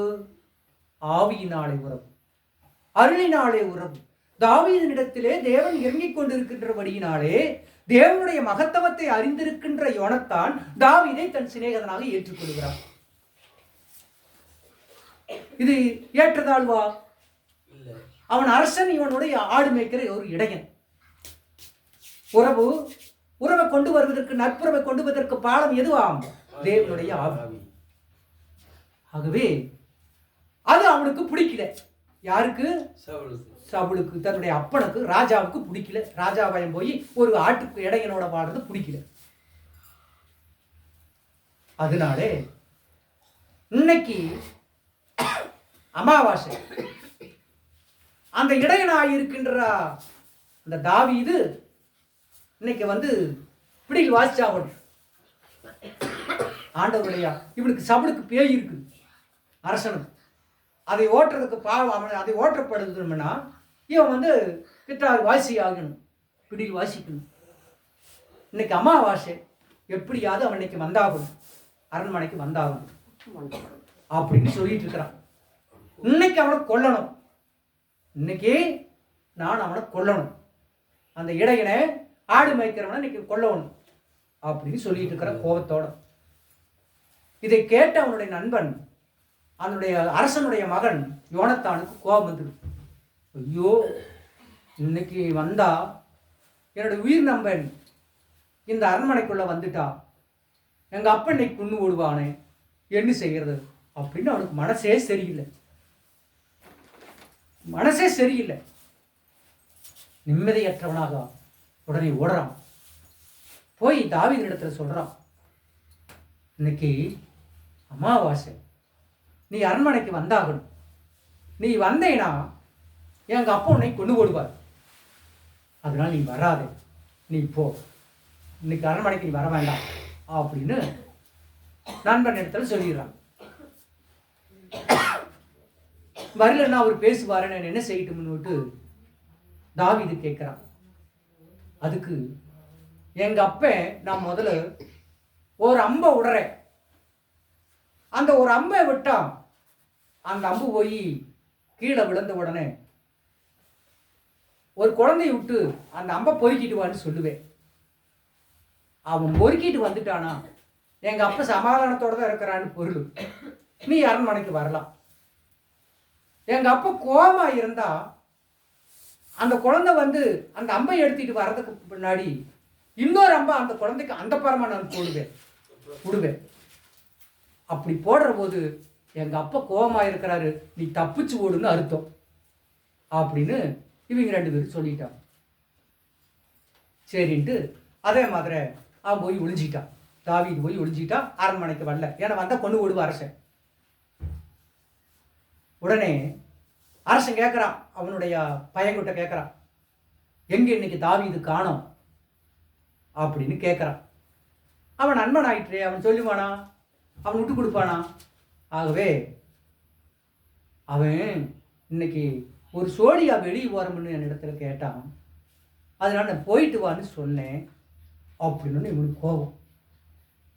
ரெண்டகமும் மாறுபாடும் உள்ள மனுஷனின் மகனே அப்படிங்கிறான். இவனுடைய உள்ளத்தை சொல்றான், இவனுடைய உள்ள கேடு கட்ட உள்ளத்தை சொல்றான். இவன் ஆறா சபுளு, இது ரெண்டகமும் மாறுபாடும் உள்ள மனுஷன் அப்படி. அவனுக்கு கோபம் வந்துருச்சு. அந்த அரண்மனையை விட்டு வெளியே போறான் யோனத்தான் போய் ஒரு அம்பை எடுத்து விட்டான். அந்த அம்பு போய் அந்த பக்கம் விழுந்துச்சு. ஒரு குழந்தைய எடுத்து, ஒரு பையனை பார்த்து, ஒரு குழந்தைய பார்த்து, போய் அந்த அம்பை எடுத்துட்டு வா கண்ணுன்னு சொல்றான். அவன் போய் அந்த குழந்தை போய் அந்த அம்பை எடுத்துட்டு வர்ற போதே இவன் இன்னொரு அம்பை எடுத்து அந்த குழந்தைக்கு அந்த படம் போட்டான். ஓடி போயிருன்னு அர்த்தம். அவன் ஓடிட்டான். இப்போ இந்த அம்பை எடுத்துட்டு வந்த அந்த அம்பை எடுத்துட்டு வந்திருக்கிறா, அந்த அம்பை எடுத்துக்கொண்டு வருகிற அந்த குழந்தைக்கு என்ன தெரியும்? இதுல ஒரு பெரிய ஒரு சூட்சமும் அடங்கி இருக்கு இல்லையா? இந்த சூட்சம் அந்த குழந்தைக்கு தெரியுமா? மறுபடி பின்னாடி ஒரு அம்பு போட்டது அந்த குழந்தைக்கு தெரியுமா? தெரியாது. எவ்வளவு ரகசியம் அடங்கி இருக்கிறது. ஒரு மனுஷனோட உயிர் அங்கே காப்பாற்றப்படுவதற்கு, அவன் உயிரை காப்பாற்றுவதற்கேற்ற மகிமை அங்கே இருக்கிறது. இன்னொரு மனுஷன் கொலகாரனாக இருக்கிறதை அதை காட்டுகிறது. இந்த ரெண்டு பேர்த்துக்கும் அந்த எப்படி உயிரை காப்பாற்றப்பட வேண்டும் என்பதற்கு யோனத்தானுடைய உறவுகள் அங்கே தென்படுகிறது. இப்படி அநேக ஒரு அர்த்தங்கள் அங்கே சூழ்ந்திருக்கிறது. அந்த குழந்தைக்கு அங்கே என்ன தெரியும்? ஒன்றும் தெரியாது. இதுதான் நாம் என்ன நடத்துகிறார், எப்படி நடத்துவார், எதை செய்வார் என்பது நமக்கு தெரியாது. எல்லாம் அவருக்கு மட்டுமே. அந்த குழந்தைக்கு என்ன தெரியலையோ அதைத்தான் நாம் என்ன பண்ணினாரோ அதை எடுத்துட்டு இருக்கிறோம். அதுக்கு மேல என்ன நடக்கும்னு நமக்கு ஒண்ணுமே தெரியாது. எடுத்துட்டு வானா போய் எடுத்துட்டு வர, தின்னுட்டு வானா தின்னுட்டு வர, அதுக்கு மேல என்ன சூட்சம் இருக்குது நமக்கு ஒன்றும் தெரியாது. இதைத்தான் ஆண்டவர், யார் என்னை தூரத்தினார் என் நோட்டம் முடிந்ததே, நான் விரும்பினேனோ என் தேகம் முடிந்ததே. யார் என்னை தூரத்தினார் என் நோட்டம் முடிந்ததே, நான் விரும்பினேனோ என் தேகம் முடிந்ததே. என்னால் எதுவும் நடப்பது இல்லையே, என்னால் நடப்பது இல்லையே. ஆற்றலின் சக்தியே சரணம் சரணம் ஐயா, ஆற்றலின் சக்தியே சரணம் சரணம் ஐயா. வாராயோ தேவா, வாராயோ தேவா. நமக்கு ஒண்ணுமே தெரியாது. என்ன நடத்துவார், எப்படி நடத்த போடுகிறோம், என்ன நடக்கிறது என்றுதான் எது நமக்கு தெரியாது. எல்லாம் அவருடைய திட்டத்தின்படியும் செயலின்படியும் நடந்து கொண்டிருக்கும். அவர் எதையோ நடத்தட்டும், அது இருக்கட்டும். நாம் உயிரோடுக்கும் வரையிலும் நாம் பிறருக்காக அன்றாடி ஜெபித்துக் கொண்டிருக்க வேண்டும். என்றைக்கு நாம் அதை ஜெபிக்காத நிறுத்துகிறோமோ அன்றைக்கு நாம் மரித்திருக்கிறவர்களைப் போல நாம் காட்சி அளிப்போம். ஆண்டவருடைய பிள்ளை முடியலன்னா கூட, ஆண்டவரே எல்லோரையும் காப்பாற்றும், ஒவ்வொருவராக நீ சொல்லி ஜெபிக்க வேண்டியதில்லை. இருதயத்தில் அந்த நினைவுகள் ஓடும். யாராருக்கு ஜெபித்துக் கொண்டு இருக்கிறோம் என்ற நினைவுகள் வரும். அவர்கள் இருக்கால பேர் சொல்லி ஜெபிச்சுட்டு இருக்கிறீங்களே, அந்த ஜெபத்தை எல்லாம் மாற்றிக்கொண்டு, ஆண்டவரே எனக்கு இதை காப்பாற்றி என்னை கொடு, என் பிள்ளை வாசவனுங்கிற பேரையெல்லாம் மாற்றும். ஆண்டவரே உமக்கு ஏற்றவர்களாக நாங்கள் வாழுகிறோம், வாழும்படிக்கு அருள் செய்யும் என்று சொல்லு. எல்லாம் நல்லபடியாக நடந்துட்டு. பேர் சொல்லி கேட்கறதுக்கு அவர் ஒன்றும் தெரியாதவரெல்லாம் அவர் அதை சொல்லி சொல்லி சொல்லி சேவிக்கிறதுனால அவர் கேட்டிருப்பாருன்னு நினைக்க கூடாது. எல்லாவற்றையும் நம் இருதயம் தூய்மையாயிருக்கும் போது அந்த பிரசன்னம் அவர்களுக்குள்ள பாய்ந்து கொண்டிருக்கும், ஆசீர்வதித்துக் கொண்டிருக்கும். அவர்கள் அதற்கு தகுதி இல்லாமல் இருக்கும் பொழுது நாம் இடத்துக்கு திரும்பி வந்துவிடும், அது அவரிடத்துக்கு போய்விடும். ஆகவே ஆண்டவருடைய பிள்ளைகளாயிருக்கிற நமக்கு ஒன்றுமே நமக்கு தெரியாது, எல்லாம் அவருக்குத்தான் தெரியும். அவர்தான் எல்லா திட்டத்தையும் செயல்படுத்துவார் என்று நான் உங்களுக்கு சொல்லிக் கொள்கிறேன். அடுத்ததாக இதோ என்னை நோக்கி இந்த தண்ணீர் கிழக்கு தேசத்திற்கு புறப்பட்டு போய் இந்த வனாந்தரத்தின் வழியாய் ஓடி, என்னவாமா வனாந்தரம், அந்த தண்ணி எங்க போகுதா? நம்ம செழுமையுள்ளவங்கள் இடத்துல மட்டும் போய் நல்லாக்கரை கூட்டம் மட்டும் போய் வர வைக்காம வனாந்தரத்தின் வழியாக ஓடி கடலாயிருக்கிற நம்முடைய பரமபிதாவின் இடத்திலே சேரணும். ஒன்றுமில்லாமல் இருக்கின்ற வெறுமையில் இருக்கின்ற அந்த இடத்திற்குள்ள போய் எல்லாத்தையும் நாம் செழுமைப்படுத்தி காப்பாற்றி விட்டு நம்ம கடைசியில நம்மளுடைய சமாதி அடைய வேண்டும். தேவனிடத்திலே போக வேண்டும்.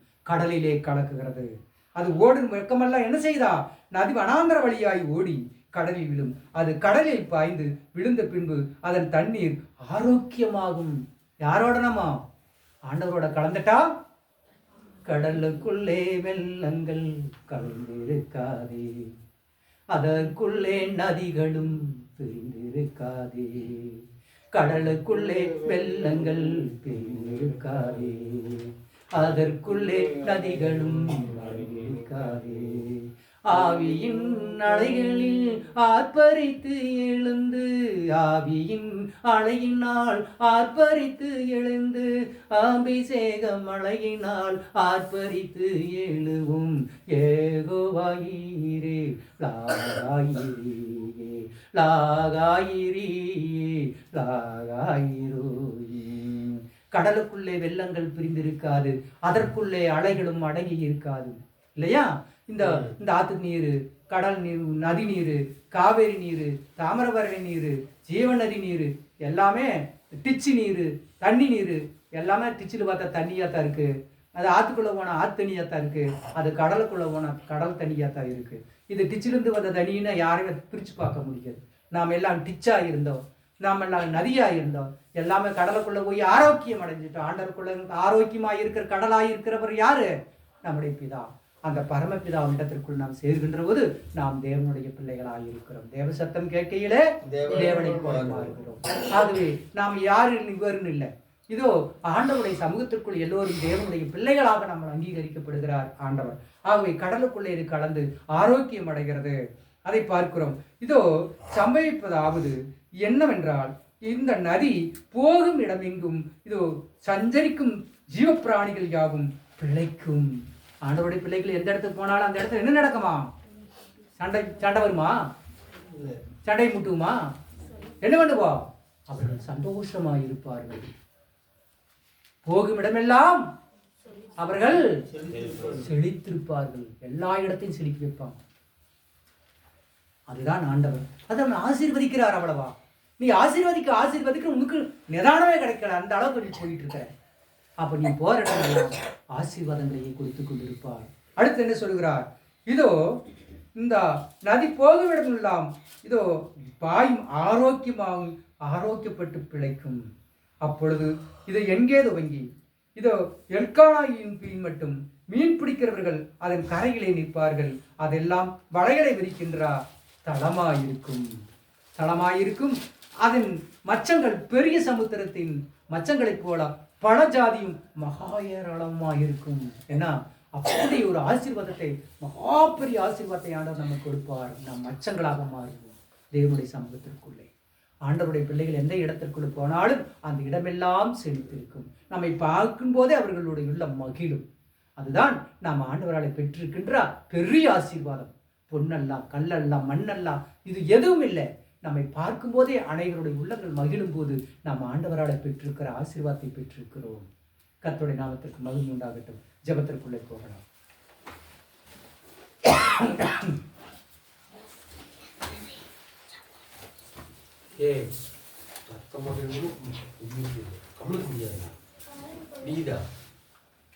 நன்றி நன்றி நன்றியே, நன்றி நன்றி நன்றியே, நன்றி நன்றி